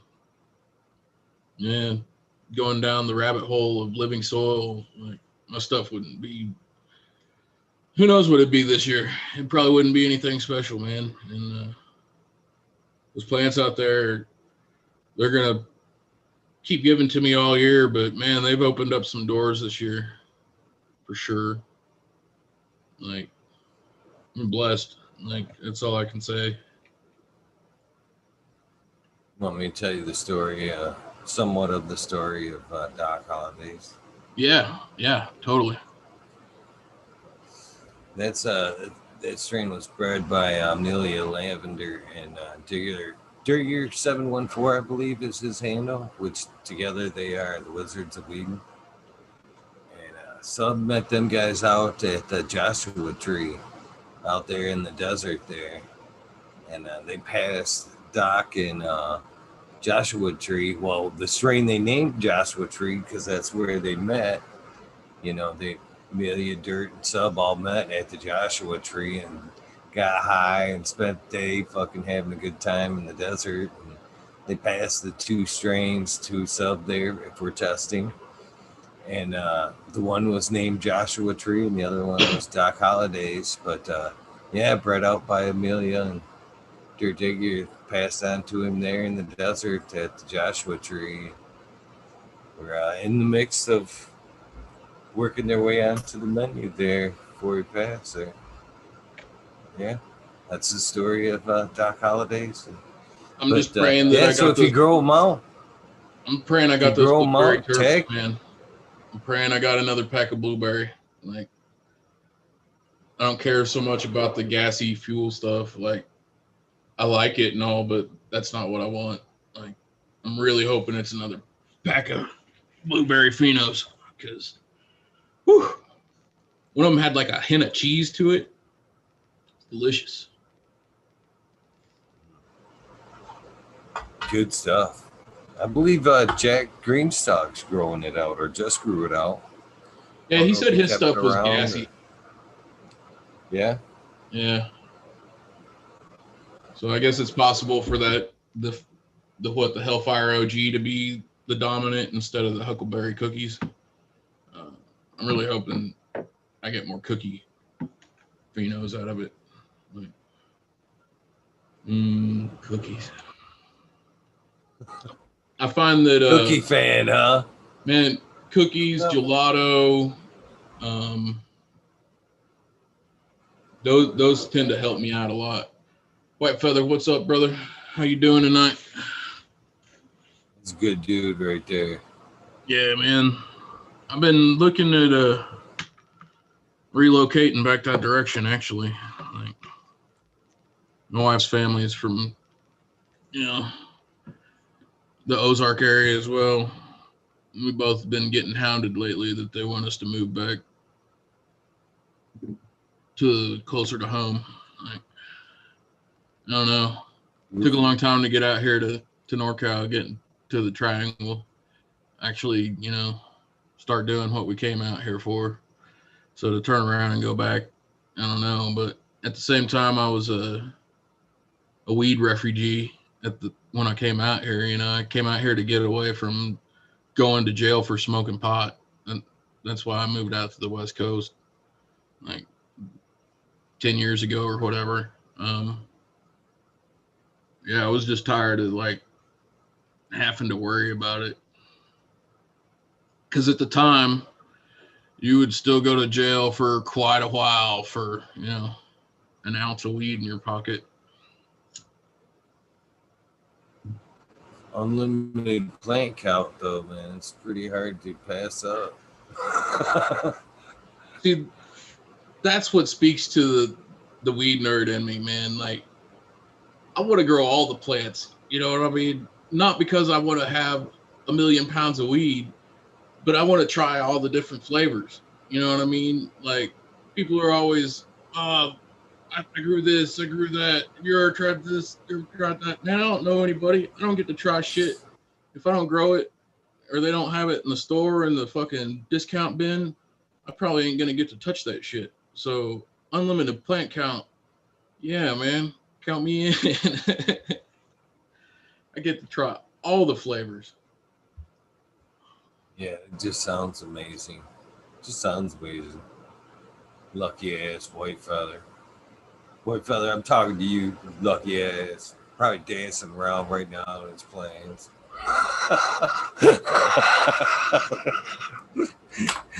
Man, I don't know if you've ever got a chance. Go ahead.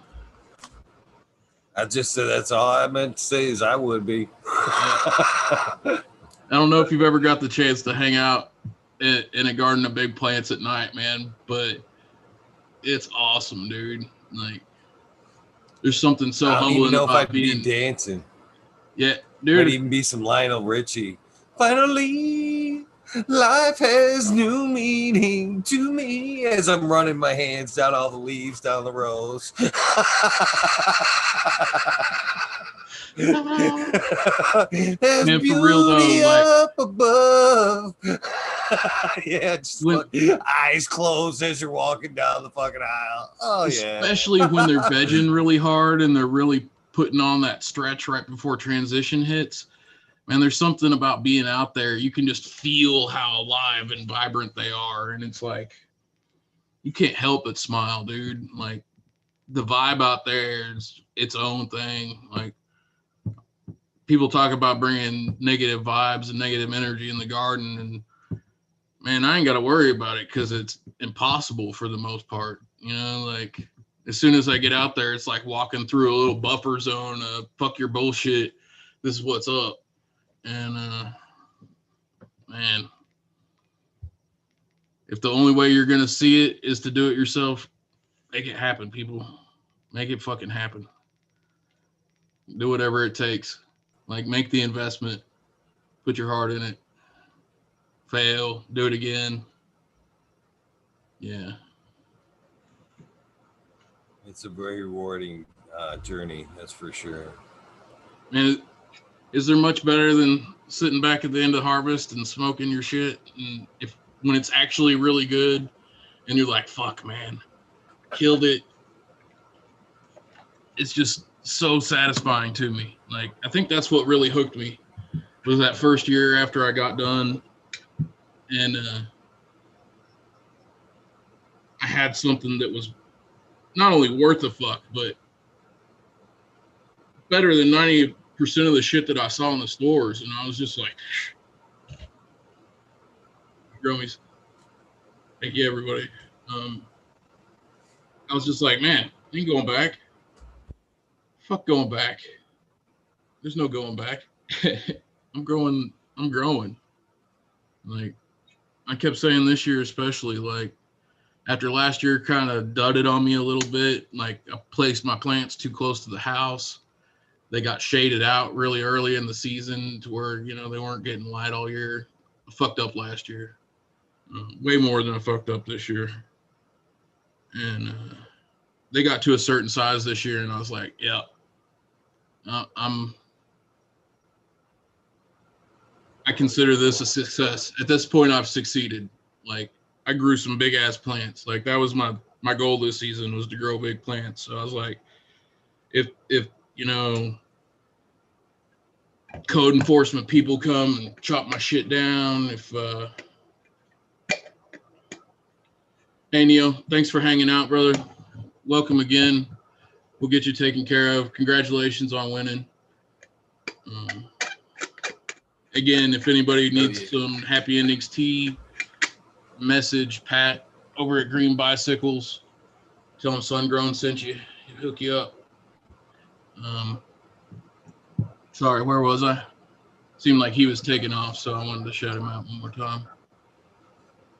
I'm glad you did. I was eyeballing it myself. But you had more reason to shout him out, so I'm glad you did. Hell yeah. Man, I totally lost what I was saying, though. I don't know if you guys know this or not, but I smoke a little bit of weed. And oh, what? Squirrel. What? Is there a squirrel in there? Fucker ran through neon green. I think he was smoking. Been smoking. I think he was smoking some of that raspberry parfait, man. Man, I've only got to smoke a little bit of it. It's so good. Like, the caramel cream might give it a run for its money when it's done, but I think the raspberry is going to be the one for the season. I might hoard it. Might be my precious. Like, nothing wrong with that, man. Keep dude, 20 terps. Labor. Like, I can't describe how complex the nose is on this thing. And I can't even smell worth a damn. Like, my sinuses are messed up. That's COVID, is it? For real, man. This year was the bucket list check. Like, you know, growing up, I always heard about Humboldt weed, Emerald Triangle weed, getting to be out here.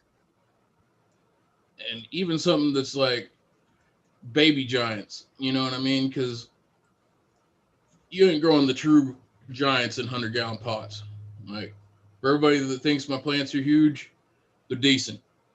The real big ones are, you know, 15 foot tall and that big across and just monstrous, grown in the ground. Yeah, the stuff like people like Mendo Dope, their plants huge. There's a ton of badass farms I follow on Instagram that are just killing it with the big giant outdoor plants up here. Like, there's too many for me to shout out. I won't even start down that list, but there's a lot of people that aren't into like branding and really participating a whole awful lot in social media because they're just busy working. You know what I mean? And that's what inspires me, man. I just want to be able to spend my days out on the hill taking care of plants. I don't know how I'm going to make that happen yet, but that's what it's going to be. I feel like I'm rambling a little bit. Sounds like you've already got a good grasp on it. I mean, once you've got it, set it, put it out in the ether, and you told yourself it's going to happen, you've already laid it out there to happen. I'm a big person, a fan of manifestation and all that. Like, I don't know how much I believe in it or not, but it definitely don't hurt. Definitely don't hurt. Oh, no, not at all. Not at all. I'm going to run these 2 branches back to the drying room real quick. No worries, man. I'll be right back. Cheers, everybody. Cheers.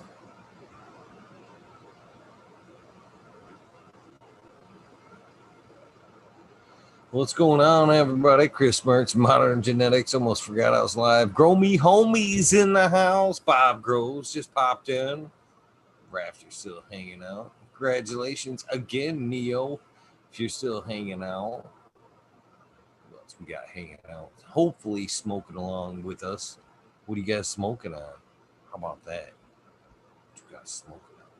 Dave's not here. That's a lie. Dave's right there. Mystic Mark's hanging out. What's up, Mystic? What else we got here? Chronic 88. Welcome to the show. It's a new one. Man, the list grew about 10, 15 names tonight, man. 10, 15 names tonight. Monkey Balls in the house, man. That name cracks me up. Fucking just because, I don't know. You guys have to look up the Monkey Balls video. And is Monkey Balls, by the way, is that from the Monkey Balls? It looks like the same fucking icon there. But do you know Monkey Balls? Do you know you've got to know what I'm talking about the Monkey Balls video. Is that what it's based off, Monkey Balls? Can you hear me? Because that's some funny shit.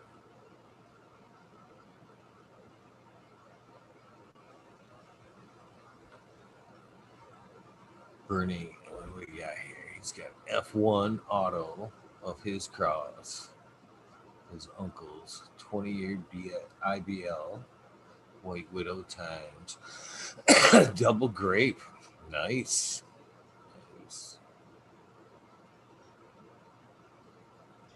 Bob says I've been creeping. What's up, Bob? GR420 community videos in the house. What's up? What's up, GMO? Good morning over there in the UK. Or is it late? Are you just going? Are you a late night owl over there, GMO?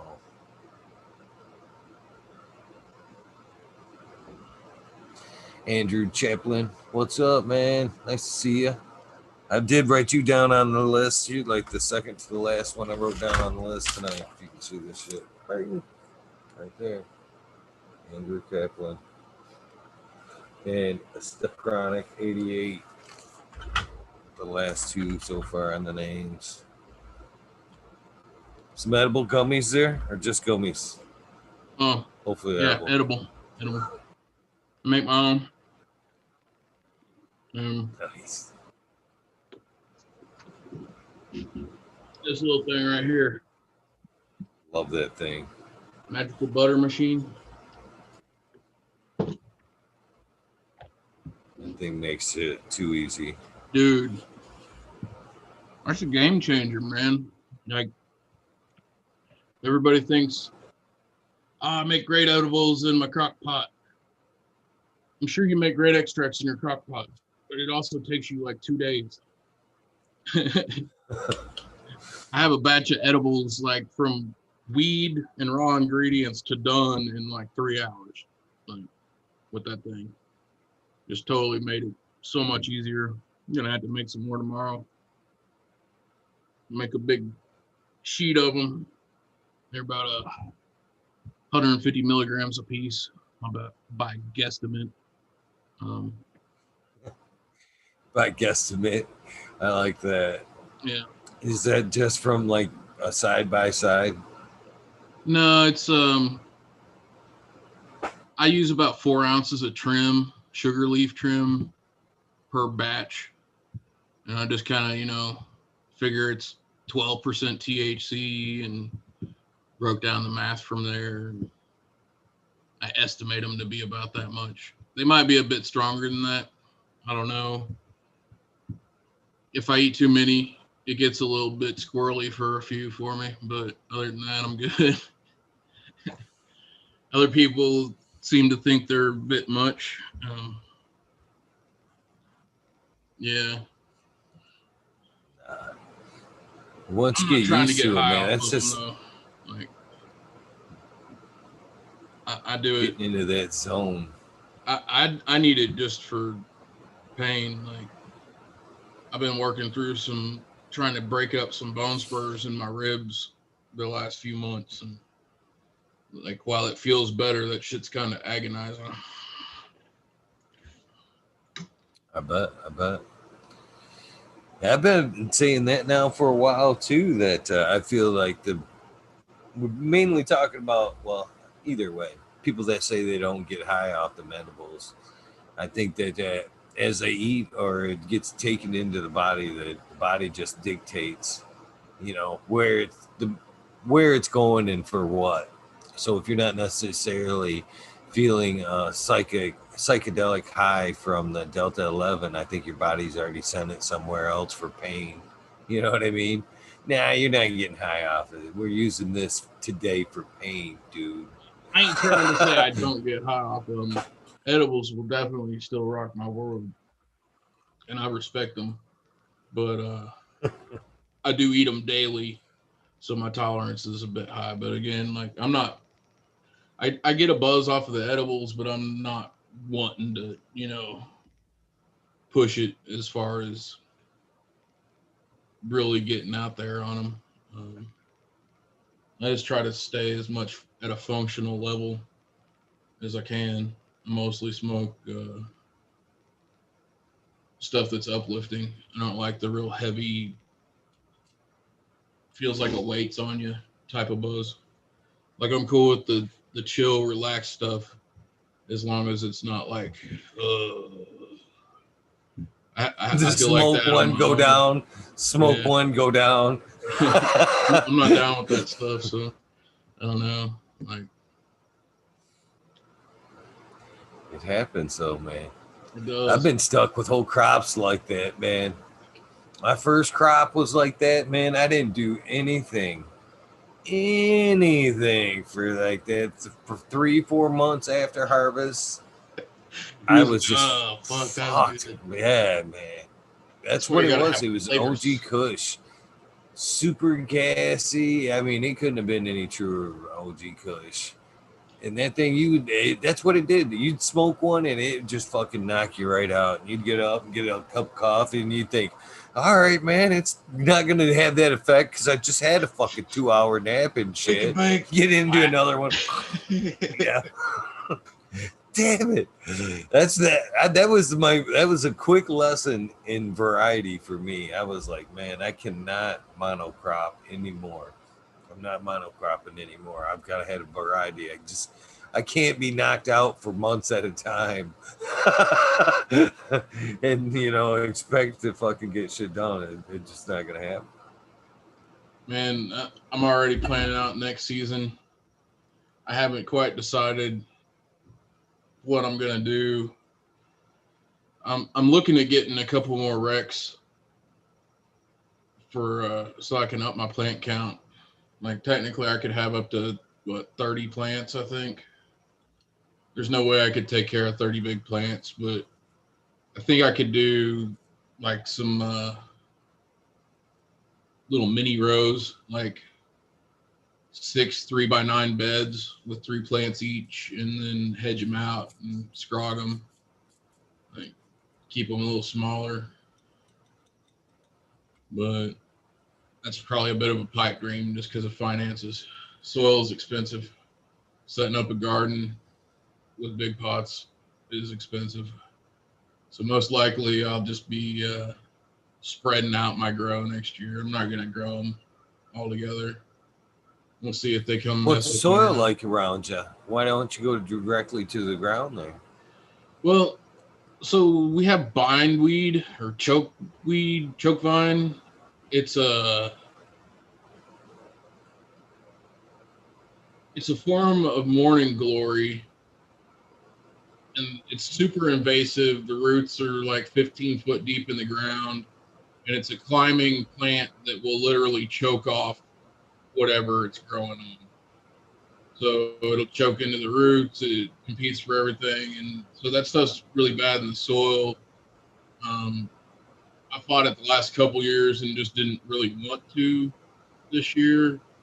And while the soil next to my house here is decent, it's not really native terroir or anything like that. So I don't know. It just made more sense to not have to deal with that. So where my garden's currently at, I covered the ground for 6 months with plywood to try to kill off as much shit as I could, and then put down a big batch of um, landscaping fabric, and then mulch on top of that, and then the fabric top pots on that. And so far, so good. Nothing's came up out of it. And I don't know what was done to the soil here before I moved onto the property. So I don't know. I just went clean meds, you know. Yeah. Right on. Just trying to help weigh out some options to help you get to that dream, brother. That's all. Yeah, I feel you. No, believe me, I turn this puzzle around in my head all the time, like just trying to see what the best angle is, see what'll give me what I want. Because next year, after seeing, like, you hear stories about people, yeah, I just grow tops. I don't want to mess with that other shit. And they really strip their plants out. And, once they get to a certain size, yeah, dude, that shit's key. Like, if it wasn't for the fires and all the smoke this year, I would have kept my plants cleaned out a lot more and thinned out a lot better. And I would have probably got a better harvest because of it. But literally for 2 months or something, I couldn't hardly go outside except to water because the smoke was so bad. Like, it probably stalled my plants out. Like, they should have all been done and inside by now, but they're just now finishing up. Yeah, probably paying you off in a little bit of extra weight. Yeah, you never know. When I harvest, I try to take off all the outside buds and tops that are done and leave the slightly more inside stuff and see if I can't see what it does. Like my Bigfoot blues, for example, they look almost just like little plants again, the little ping pong buds all over them, and they're chunking up. And I'll probably get another pound or so off of them, maybe 2. I don't know. There's still a lot of bud on it. And my room back there is crammed full. It's ridiculous. Sounds like life's good. I mean, it'd be a lot better if I wasn't so messed up. I'll tell you that. Like, I'm like, thank you for all the weed. Thank you for getting all big and stuff. Maybe I shouldn't have pushed you girls so hard. Having big plants or too big of plants, is that a thing? I don't know. Having big plants is a good problem though. You can kind of see them over my house. I don't know how much of a good problem it is, but they'll be down soon. I would see it's a great problem. I would think. I would think that to be a great problem. I'm humble, man. I have a hard time taking a whole lot of credit.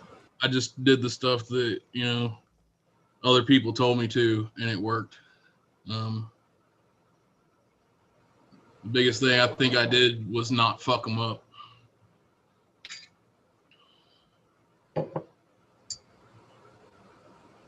Which I guess that's watering and care, but following the blueprints that were laid out by some really awesome people. Yeah, that's kind of all you have to do is don't fuck them up.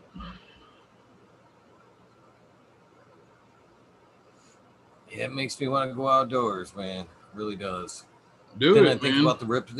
It's a double-edged sword, man. I would like to go out there, but then I gotta think about. I don't wanting to sit outside right now on mobile right now and do the show just because I'm on like Ripper Watch doesn't sound like any fucking fun. You gotta think,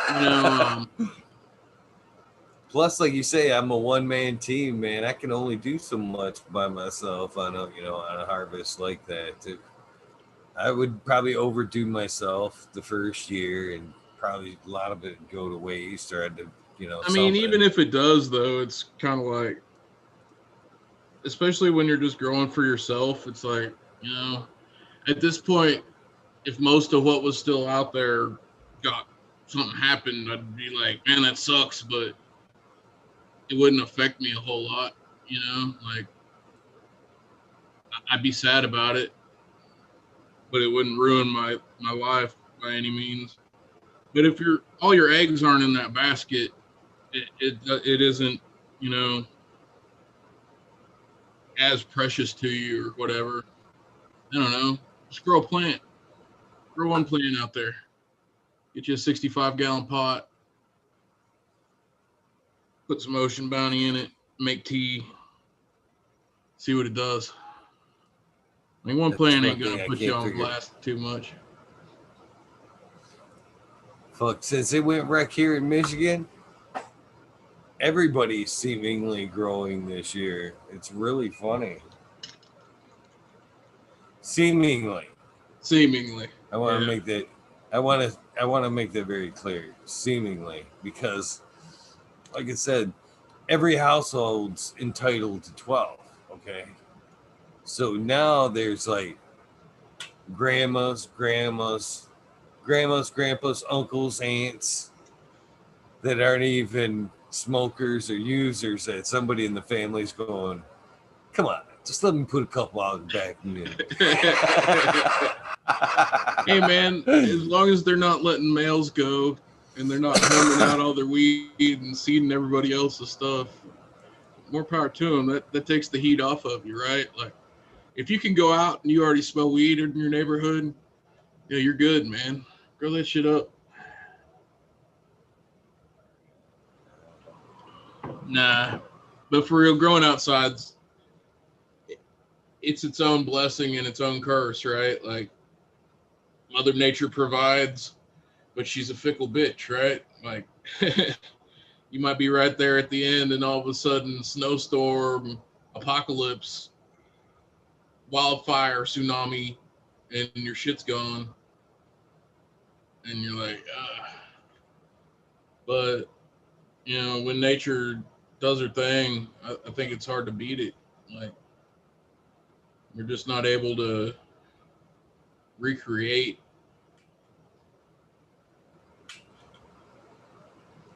the caterpillars. Yeah, I was talking about the caterpillars earlier. Get you a Dynatrap. Get you 3 or 4 of them things. Surround your grow with them. They'll create a barrier and keep most of them out of your stuff. But yeah, there's something about taking care of that plant for all season. Um, Special, man. Like the indoor has that short little life, and the outdoor gets to live a lot longer. And there's something meditative about every day getting up with the sun and going out and taking care of the plants and just spending time out there and doing that. Wouldn't change it for anything, man. Wouldn't trade it for anything. Hell no, man. It sounds like once you get it to that point, you can actually get to where you're out there all day, man, getting that vitamin D from the sun, getting that return from taking care of your plants. Because, like you said, that's pretty zen time usually when you're in there playing with the plants and stuff. And, Yeah, man. all of which is very healing for yourself, man. All of which are very healing for yourself. I've been blessed. Like, I'm keeping my eye out for that mountaintop, that ridge top with the southern exposure.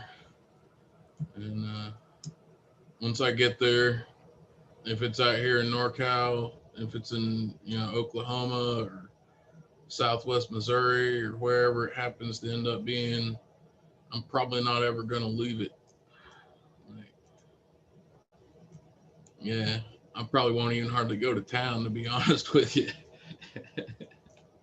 I'm a bit of a hermit, man. Like, I don't have there isn't a whole lot going on out in the world that I want to be a part of these days.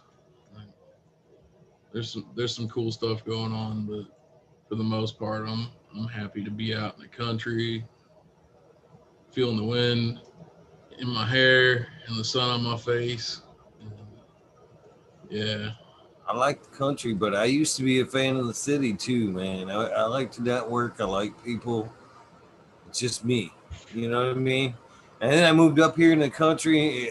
I've always lived in a country setting, but not like up north, like country. You know what I mean? Where things slow right the fuck down. And so when I moved up here, it took a little bit different. Took some time to get used to.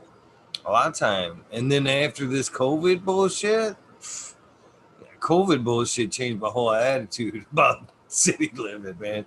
This fucking shit weirded some people out, man. Ever since COVID, I'm like, fuck the city. I haven't been down to the city in a while. I try to make the city shots as few and far in between as I can. And I feel bad for everybody living in the cities right now. Like, the one thing that's made this year bearable is just being able to go outside and work in the garden. And, you know, yeah, I can't imagine having to have hid inside all year. Like, heart goes out to everybody. 100.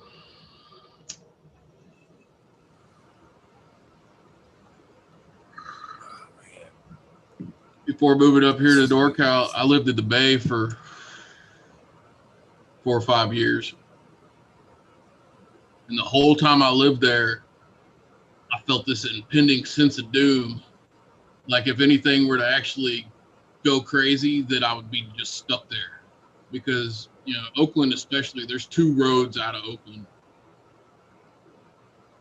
And at rush hour, it takes 3 hours to get out of the Bay. So it's like, I started feeling like just claustrophobic walking around, pressed up against everybody. And it's like, no, we got to get out of here. Go. And while I miss the city, 3 hours. and that's just to get out of the Bay. Like, that's not even to like get to anywhere. That's just, you're not in the Bay anymore. The Bay's crazy. I got love for it, but I don't really miss it either. Sound like it might not be bad if you're not trying to get out of the Bay. Nah, dude, like, there's a lot of fun. Well, there was. My friends that are still there, they're not loving life a whole lot at the moment. That's for sure. Everything's still on lockdown. Yeah. If you're not on lockdown, be happy, folks.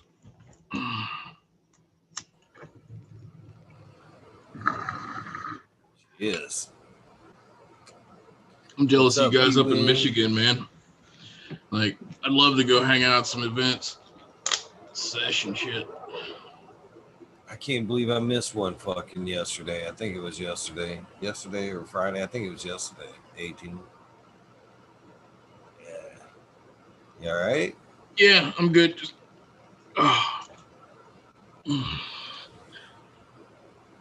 just got to do my stuff. I have a hard time sitting still. You know, I've been up and down a few times. I'm good though. No worries. Been working a little too hard trying to get this crop in. Feel a lot better after I lay down for a week. That all? Just a week? Just a week. I That's- think that might be that's- enough, maybe. Yeah. Man, I'm gonna be trimming forever, dude. I'm glad I don't like pretty weed. Like, Well, a lot of people say, man, keeping it with that leaf on there helps keep them terps, man. yeah, I pretty much do the farmer cut on it. You know, I take off all the big fans, anything that doesn't have much crystal on it. That stays on at least through cure. And, you know, shaking up your jars or tossing them around while that breaks off. But yeah, for the most part, I leave them like that until I smoke them, and then I just, you know, break off the sugar leaves over my jar and save my sugar leaves up and make edibles with them. Like, I don't really save my trim that I trim when it's wet. Like, there ain't much on that stuff that I want to mess with. So, kind of cures out my sugar leaf, does all the things I need it to. I'm really hoping this winter to be able to set up the dab lab and start washing some stuff and making some rosin. I don't know how I'm gonna do it yet, but somehow I'm gonna get my hands on a press and hopefully a freeze dryer. Yeah, figure I want to be able to take it all the way through, and I hate dabbing on butane stuff. Like, no offense to anybody out there making BHO or anything with, you know, solvents. I just don't want to mess with it, man. Like, the fire, not the last fire that was out here, but the one that you probably saw pictures of over by Willits that put, you know, Mendo Dope Boys Farm in danger, Sticky Fields in danger, Mean Gene, all these like really awesome craft small farmers. That was because somebody's butane lab exploded. Yeah. Even Sub had that happen to him there in Arizona. That shipping crate. That shit's fucking scary, man. Indra would be fucking shaking his head. If Indra's listening right now, he's fucking shaking his head. Yeah, I just ain't trying to fuck with it, man. Like, I made bubble hash. I'm done pretty well with it. I haven't had a good drying place set up really for it, so I kind of put it on the back burner. Later, Neo. Congrats again, man. Put the hash thing on the back burner. But this year, I'm gonna have so many smalls and stuff. I got to do something with it. Like, and hash is like one of the best ways to store your cannabis long term, in my opinion. Like, if you properly cure it and make temple balls out of it and store it right, hash will continue to improve with age, like over years, apparently. Just like wine, it's going to keep getting better and smoother and tastier. And yeah, so instead of having a shelf life of a year, 2 years, your cannabis can have a shelf life of 10 years, 15 years. And then you can just build up a library of different strains. And no, it never happened. It could never. I don't think it could ever happen here. What? How long ago was me and Boom's video there? It was like a month, right? I Month, have maybe no a month idea, and a brother. half. Time is a Oh, flat circle, and yeah, it goes by pretty quick. the older I So get, the what I'm faster getting it at goes, is and it's all a blur. Like, it hasn't been long. I want to say it was before the Clio thing, and that was on September 25th. It was like it had to have been like right around September 12th, something like a little over a month then. We're on the 18th now. I watched almost. I guess I can say it now because it's gone, right? 5.5 zips that day. 5.5 zips of fucking bubble that day. Bring home. That was after dry. That was net. I gave away, good 3/4 of one out at Clio, the better stuff, And well, you've seen how big my I've plants almost are. gone. This is all I got left right here. Is like, Man, if it's good and melty, silly putty, that stuff's so nice. Like, but you've seen how big my plants are. You know what I'm gonna be working with. Like, I ain't trying to brag or put it out there like that, but I should be able to you sit on put some for a while. Is what my point. You know what I mean? Like, a little bit of edibles, a little bit of hash. You can make use of it. I'm sure. oh, I'm gonna give it my damnedest for sure. But yeah, I'm gonna go down trying. man, he done smoked himself to death. The first person ever. It would almost be like. It sounds terrible, but would it really be that bad? I mean, really? Man, my lungs would be so cashed out and hurting before I could die from smoking. I don't think I could smoke myself to death. Like, even if it was possible. That's a title. I mean, come on, that's a title to fucking get. I mean, you are a fucking champ. You go out like that. I mean, you should be proud. If you're going out like that, you should be proud of that title because you fucking earned that shit. Just You bury did me in something smoke that when I die, brother. nobody said they could be done and shit. He proved them all wrong. What's up, Reddy? Thanks for stopping by, man. Like, 70 people still watching. I didn't think I was that entertaining. I appreciate y'all coming to hang out. Oh shit, amazing dude, man. This has been a fun chat, man. I'm loving this so far, man. This has been a lot of fun. I think Willie Nelson said it best when he said, roll me up and smoke me when I die. Oh man, that'd be a slow burner. It'd be a slow burner. I don't think this is no bullshit either, man. I have yet to get myself in deep trouble, so I've never had to quit. I've chose my career paths to where I could always sneak it in. I've actually gotten rid of some ladies, and probably the one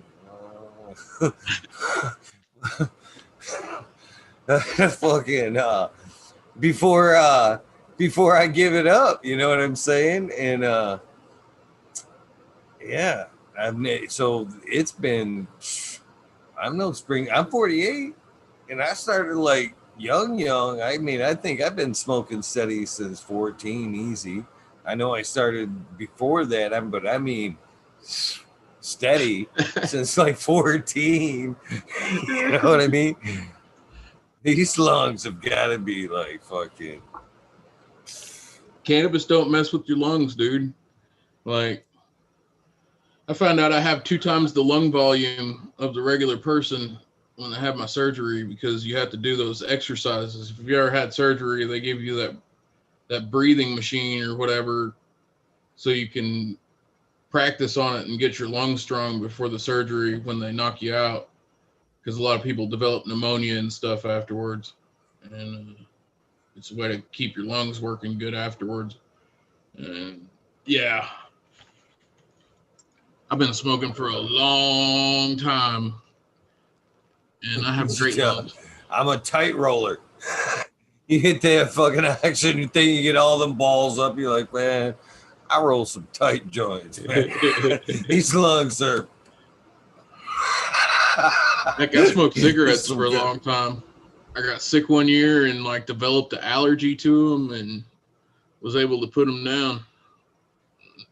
That was like in my 20s. So I started smoking cigarettes when I was 11, like a true hillbilly.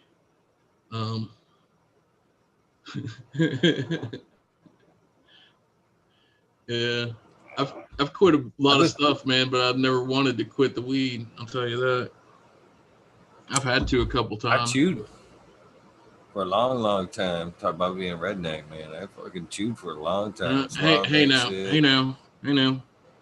Don't you be confusing a redneck and a hillbilly. All right. Oh, all right. He's like, oh man, fighting words, you chewed some bitch. You goddamn redneck, I ain't so bitching, so goddamn it, my hillbilly. Keep them nasty keep them fucking chew lips right across the way over there, dude. Shit. Be hitting my. Cheers, everybody. Me, you ain't hitting my doobie with them cud lips.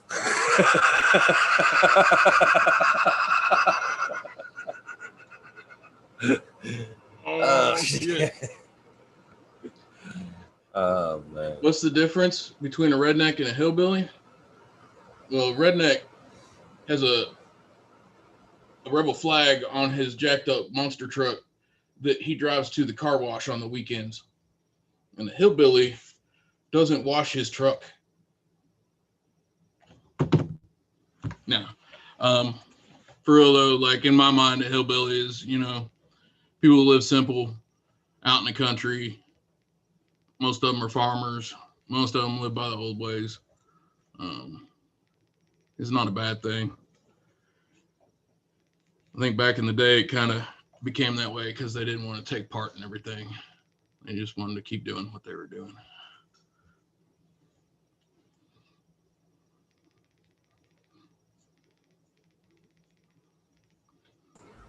Yeah, I've had some good years with cannabis.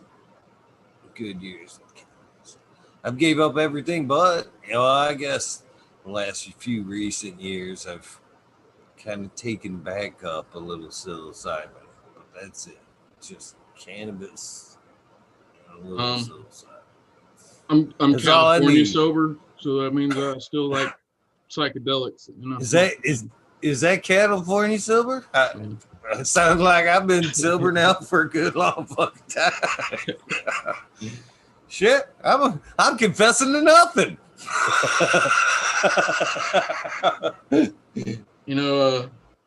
Heck, they're decriminalized in Oakland now. Psychedelic medicine is kind of making a big surge out here, so it helped me a lot.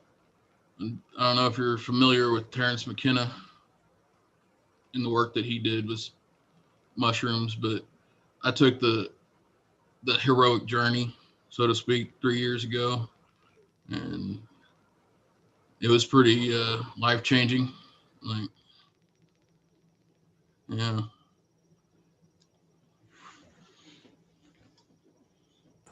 I took a heroic dose, I guess you would say.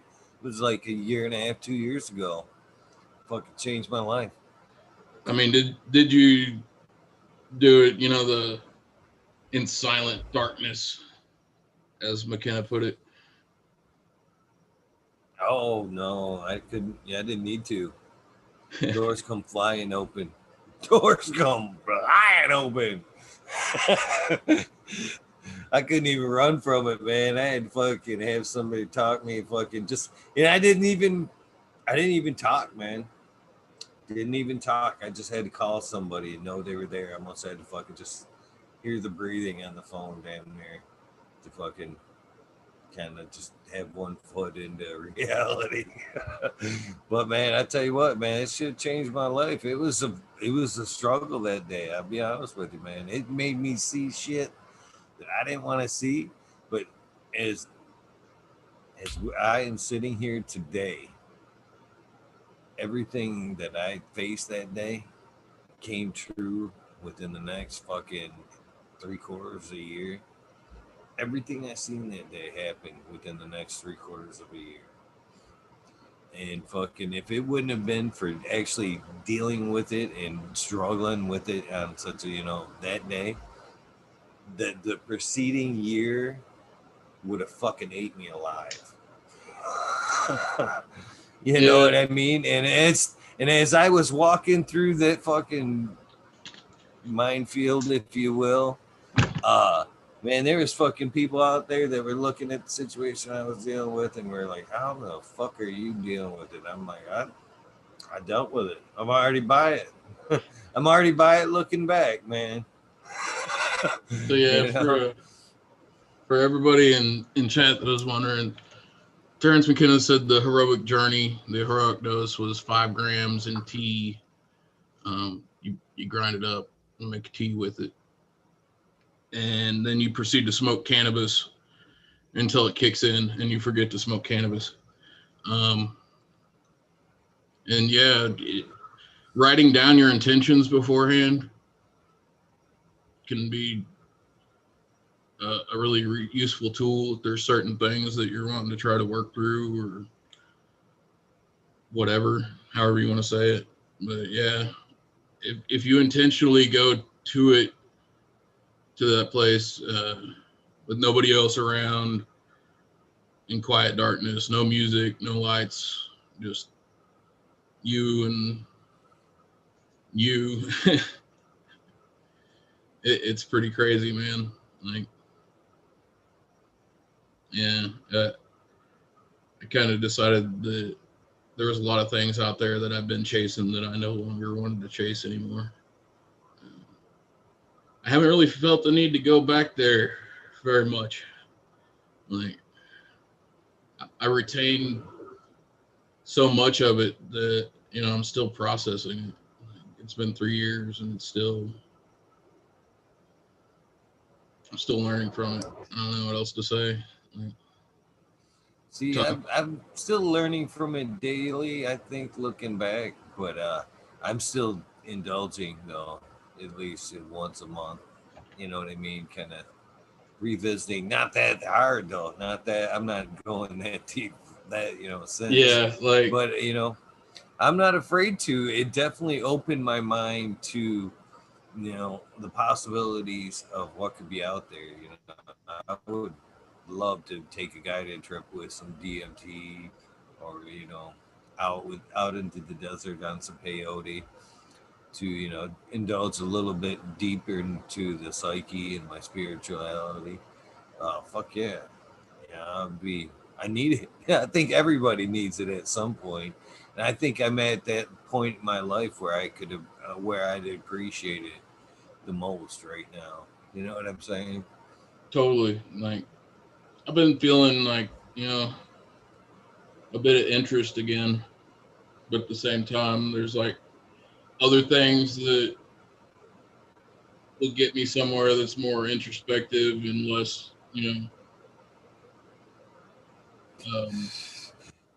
He Win says he'd like to see it live on YouTube. Go back and watch me with Tanazi. Go back and watch me with Indo 11. I'll be There's right back. a few Man. episodes of the Michigan Bros Grow Show. The Ann Arbor episode a few weeks back. Go look back at the rabbit hole, Ann Arbor. I was completely tripping balls that fucking night, man. I remember Twisted Roots was on there. I mean, he asked me how I was doing. I was fucking just in my own world at that point. I remember just fucking looking over and seeing Twisted's box and going, tripping balls. How you doing, Eagle? Tripping balls. It's a fucking pretty good night, man. There was only one night, where it really fucked with me bad, man. That was on the Michigan Bros Grow Show where they were all signing off, and it was coming around to me doing my sign off, saying my good nights and my shout outs and shit.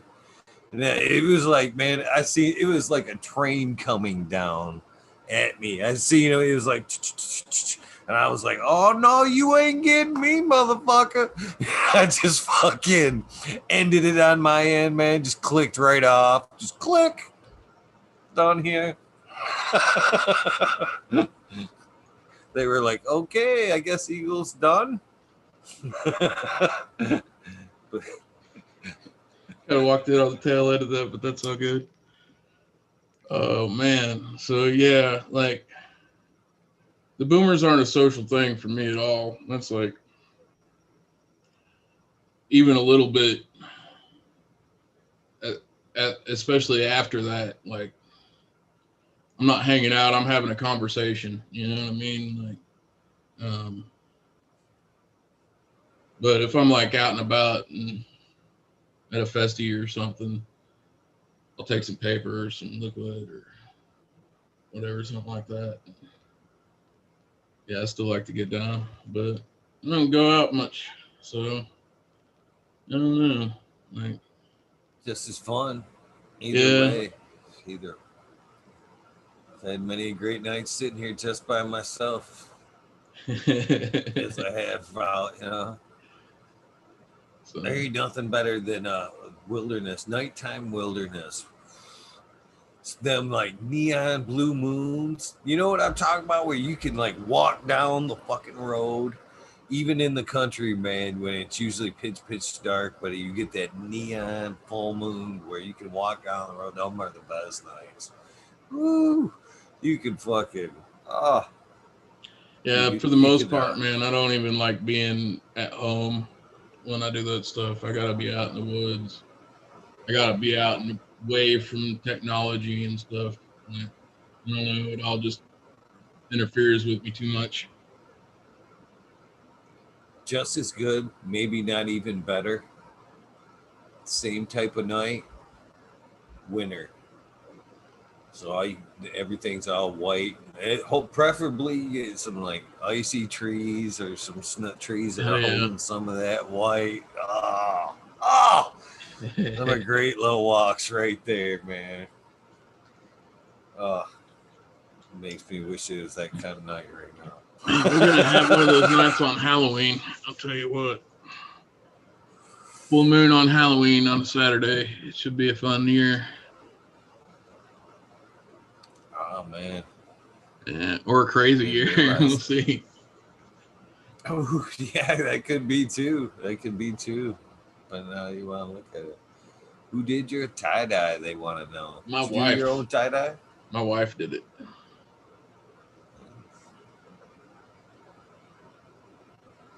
Pretty cool. Man, I doubt you've seen me at any shows, brother. Like, unless you're maybe at Jerry Day. I went and saw the Dead and Company a couple times the last 2 years. You might have caught me in one of those if you're in NorCal.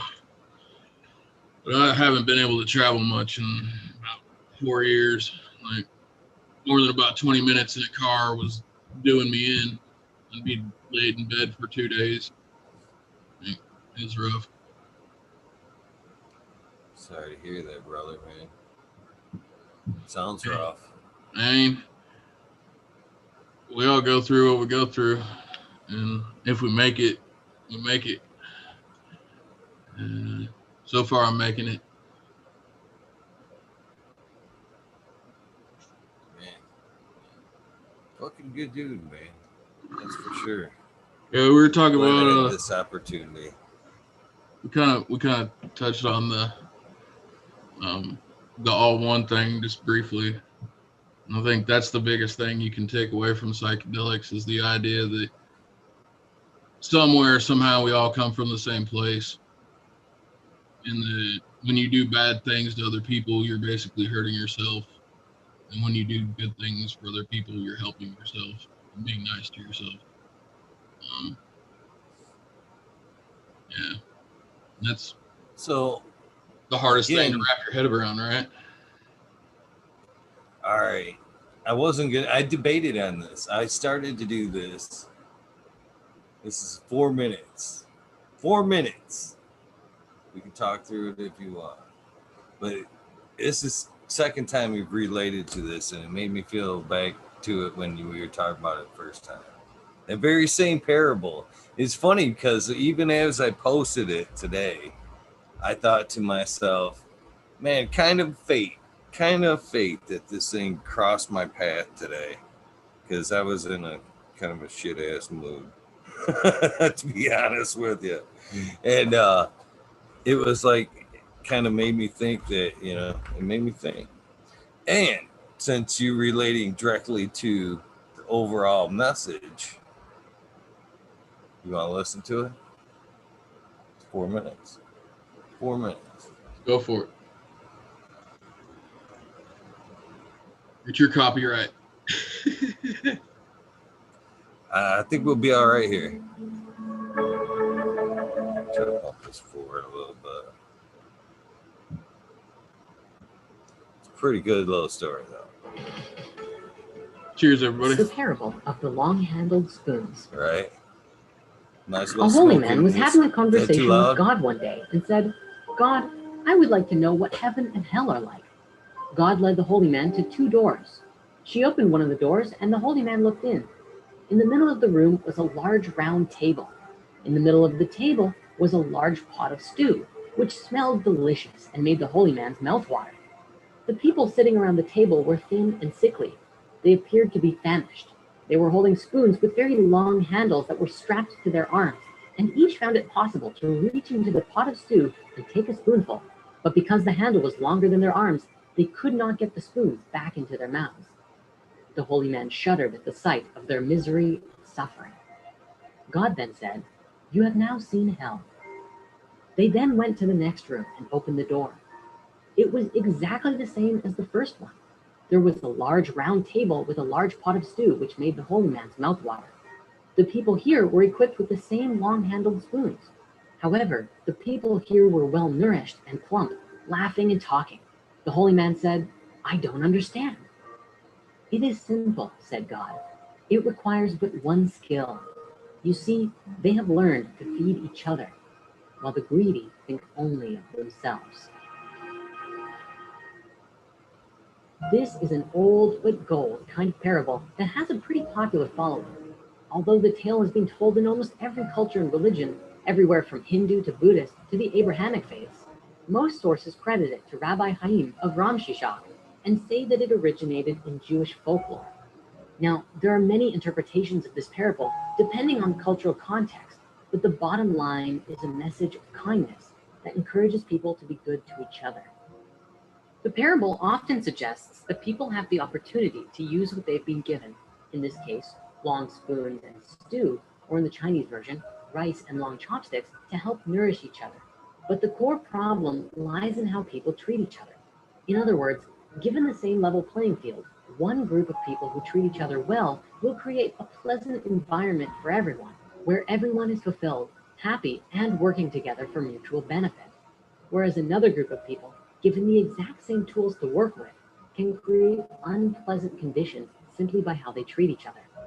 Sometimes we get so caught up in all the chaos of our own lives that we forget that everyone else is also going through their own troubles as well, and that sometimes, by reaching out a hand and helping others, both of you can benefit.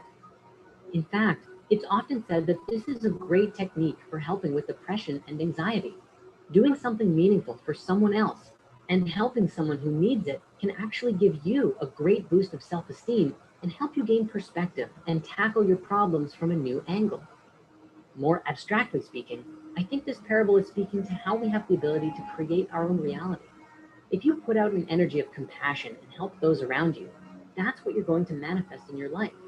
But if you choose to retreat inward, close yourself off, and focus only on your own wants and desires and ignore everyone else, well, simply put, you get what you give. Perhaps the only difference between heaven and hell is how we choose to experience life.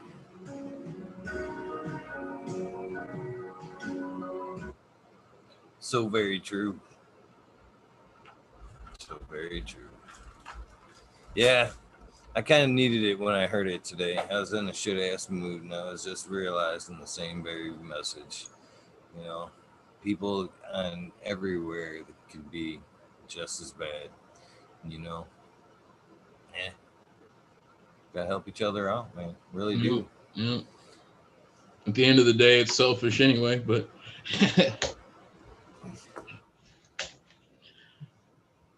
we can do our best, man. What do you think? Anyway. You ready to fire up the rabbit hole? Yes, sir. Yes, sir. Might as well. I'm gonna open up the panel and get some more people in here. And yeah, thank you, everybody. We'll be back in just a minute. All right, man. You want your sound bite? Yes, sir, I do. All right. Hopefully, you can make it usable again. I'm ready whenever you are, my friend. Hey, everybody. My name's Sungrown707, and we've been fucking talking shit with Eagle. Thanks again for having me on, brother. Episode 210. Peace. Thank you, my friend. And it has been an honor. He's already gone. Damn. He knows something. He knows. All right, there. Rabbit Hole is ready to be fired up in a few minutes. He has requested that Sungrown 707 most definitely will be in the Rabbit Hole. He just wanted to pop in, get some of the fellow community members in. So if you're a past guest and you'd like to come hang out with myself and Sungrown 707 in the Rabbit Hole, please come join us here in a few minutes. I'm sure he's going to do a little bit of stretching. I'm going to do a little bit of stretching. Probably be back in about 5 minutes. So please come join us. Come hang out, smoke along, have a good time, talk some cannabis, talk some life, talk some whatever. If not, I do respect that as well. I thank you for joining us up to this point in this episode. Thank you very much. As I always say, try to do something nice for somebody. Random acts of kindness do save lives. And for those of you that are going to come hang out in the rabbit hole, grab some more dab supplies, fill that tray, get something to drink. Shit, we got another 2 hours before we shut it down and do the shout outs. I'll see you in the rabbit hole.